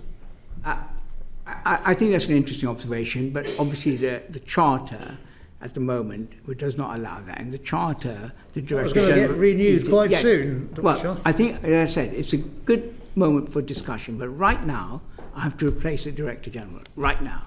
And I have to replace it within the terms of the Charter. And the Charter allows that. I think the point you raise is worth raising, and we, as with many issues, we will be talking about the Charter. There are many factors about the Charter that we need to discuss and engage in, and we need to start that conversation. Well, here you are in Parliament. It is an opportunity to express your views in any way you like. Well, so you're constrained by the current Charter. Were you unconstrained, would you take a different view? Well, right now, my view, and I recall that the Chair would like me to take a position, I think that the idea of a DG and a DDG has worked well, and I can see it working again. I will need to be persuaded that the alternative one is a better solution. Thank you. Thank you, Damien. Jeff? Okay, thanks. That's the executive. Can we talk briefly about the board? So what do you want to do about changing the composition of the board? Particularly, would you want to change the number of non-exec board members? Well, again, a matter for the Charter, and I've already said I'm looking forward to some constitutional innovation about the board. By that, I mean, I think we do need to take a look at the composition of the board, the flexibility there is, in the nature of the public appointments, how many public appointments there are. All of it should be a matter for discussion. Do you have a view? I do have a view. I would like, as the Chair, to have greater flexibility. At the moment, I have 10 non-execs and 4 execs. 14, that's it, rigid. And given the state of the way the world is changing and the kind of skills and experiences we need on the board, I would like greater flexibility to reshape the board to make it better able with the experiences to the world that's coming forward. We talked earlier about the impact of AI on journalism and the whole point about AI. If it's important now, can you imagine how important it'll be in 5 years' time? If I find that the board does not have enough expertise in that area, I'd like to be able to change that. Okay, and can I ask about political appointees? Do you think it's right that do you think it's important to have political appointees to the board? I can ask all three of you that question, actually. Well, I'm sorry, what did you say at the end? Well, is it important? Is it right for there to be political appointees? Let me be clear, they're public appointments, not political appointments. Just be clear, there's a process. About politicians. You apply. And I think we should look at this. I think it's important. And the issue here for me is independence versus accountability. We need to be independent, but it's also important that we are accountable to the public, to Parliament, and the nations. The 4 public appointments are to the 4 nations. England, I don't need to spell them out. I think it's important the nations are represented on the board of the BBC. How that mechanic is, I think we can discuss it and we should make it clear. Could those nations be the contributions be provided by somebody with journalistic experience, not appointed by the government? I'm sorry, what, of the nations? Yeah. Well, I've given you my point about the executive. I think the Deputy Director General should be there. I think journalism is a good skill to have, but there are many things. The BBC is a very, very big organisation, does many, many things. And I think whilst journalism is a very important part, my vision of that is that the DDG, who will be on the board, will be focused on that. The 10 non-executives, it needs to be accountable as well as independent. So I do see a role for people who represent the nations, because that's part of it. But how that happens, we can discuss it. And of course, as you know, I've left out the other public appointment, that is the chair, and I think the chair should be in that mix as well. Thank you very much. Can I ask just one question on that? When you appeared in front of our predecessor committee, yes, at your pre-appointment hearing, you were asked whether you felt that it was acceptable that members of your board should be permitted to be members of a political party, and at that point you weren't able to give us a definitive answer. You weren't sure. Do you know now? The answer is you can be a member of a political party. As it happens, Sir Robbie was not, is not. We've had many people, even the chair, we will remember, was a member. Sometimes politicians are, and they're members of parties. The real thing is to have diversity of opinion, and there are party politics are left out, and we examine the point of it. Just a quick follow-up, not opinion one, but just on, if we're reforming the board, is there not an argument for having staff appointments on there? Because if you look at AFP in France and NPR, a number of those positions are reserved for, Robbie, you've done journalism, but I think your current board, if you look at it, it looks like it could be the post office board. There's a lot of people from business. So people who've made those hardened decisions, maybe even the foreign correspondents who've had to make quick decisions when, you know, people are trying to weaponise things. Some of those people would be good on your board, some actual staff. What do you think? You make a very, very good point. I was hoping, because of events, I haven't been able to make a speech about the BBC and its accountability and how we can make it more accountable. We have mechanisms to be accountable, as this is to Parliament, to the government today, but I'm concerned about how accountable we are to the public and the licence fee payer. Also, having a board, and do you know what I mean, of people who've done it. Part of that accountability is, again, to do with the membership of the main board. And last but not least, Vicky. We all know that staff morale is really important. So how does the board assess current levels of staff confidence in the BBC leadership, given leadership transitions and the charter review? And then on that point, do we know when the charter renewal may be taking place? And will it potentially have to wait until the Director General is appointed? Your last question, no. What's happening is that we're waiting, and we expect it to be imminent, the publication of the Green Paper. The Green Paper will be the government's attempt to secure consultation. And between the Green Paper and the White Paper, which will be their outcome, what they plan to do, we will be in heavy conversation and discussions about the Charter, about the purpose of the BBC, about the way it's regulated, about the composition of the board, all the issues, and fundamentally what the mission is. We then also have a parallel discussion is how do we fund that? The funding model will be another major. That will continue. Tim Davie is the Director General of the BBC, and he's helping us through that. He will continue to do that. So that cannot be paused, awaiting the arrival of a new Director General. This is a matter of some urgency. We are in debate, we'll discuss it, we'll do that. On the matter of staff morale, I think this is a very, very important part. We have a very continuous measurement of staff morale. It's a very detailed look, and we're always looking at it. It is, as I said right at the beginning, you know, the events that have come recently has been something that I deeply regret, and it has had an impact, of course, on the thousands of people. So we will be measuring that and trying to make sure that we include them in as we develop our arguments. Yeah, just briefly, what is the thing for measuring staff morale? Metric for measuring it. But how do you do it? Like what happens to measure it? Well, we have we go through effectively what you'd call a survey, a staff survey, and it's reported every year in our annual report. We do a comprehensive staff survey, and we do it in all sorts of different parts, so we can break it down, we can see where morale is, and not just morale, but loads of other factors. I can send you, if you would like, the detail of how we measure how the staff are thinking in a systematic, comprehensive way. But as you say, I also talk to staff, I have regular lunches with them, so I get a more anecdotal approach to it. But it's important that I actually meet staff and I see them face to face and not just numbers on a sheet.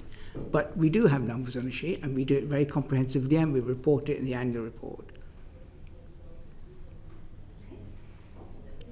Actually, not quite, because the question was about how they feel in terms of confidence in terms of the BBC leadership. Is that one of your questions within the survey? It is a question that's going on. Yeah. I'm sorry, I didn't make that clear yet. Everything is asked. Thank you, Vicky. Just finally, in terms of penultimately, in terms of staff morale, in 2023 the BBC had 8 equal pay cases open. Last year, our predecessor committee was told that there were 11, so it went up between 2023 and 2024. Do you know how many there are now? I do not, but I can get you the figures. If I was to tell you that I'd heard that there were 40 equal pay 40. cases. Yes, that's what's being reported to us.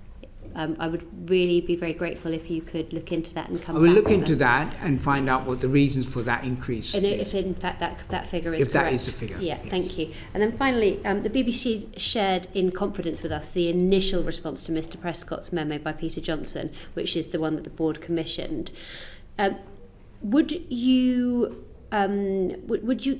you consider publishing that report? Yeah. I didn't consider publishing it. It was important for me when the board discussed Mr Prescott's memo that they had a full and rounded picture of what did take place over the 3 years. You have challenged Mr Prescott on his selection. I think it was important when the board discussed it, they had a proper picture of all the different things we did consider and the actions we did take.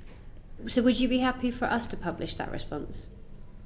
Can I come back to you on that, because it was a private note? Yes. For the board, and we think that it's quite helpful in setting out all the issues and indeed, going through it them would, one by one. And I think I will reflect on that and try and look at it positively, because I think it slightly goes back to your point about speed. We do this work quite quickly. I asked for it to be done straight away because we were having a board meeting. We had the response, but we kept it to ourselves. And to me, it becomes part of this examination. What lessons can we learn about this? We've done it, but also about the speed of action and what we can do and how we can publish more, be more transparent, so we're not on the back foot. And we need to understand the world we live in, and that if we don't get out on the front foot, then they will fill that vacuum with whatever they want to say. I think it's a really important point. With that pace in mind, could you let us know quickly? I will let you know, great pace. And also whether you're going to be publishing the new Peter Johnson report that you mentioned in response to Damien's questions as well. That's very kind. Thank you very much. Thank you all of you for appearing in front of us today. Is there any further messages that you want to leave us with? No, I think that's you've had enough. Okay. Thank you. Thank you very much for everyone for your time today. Order.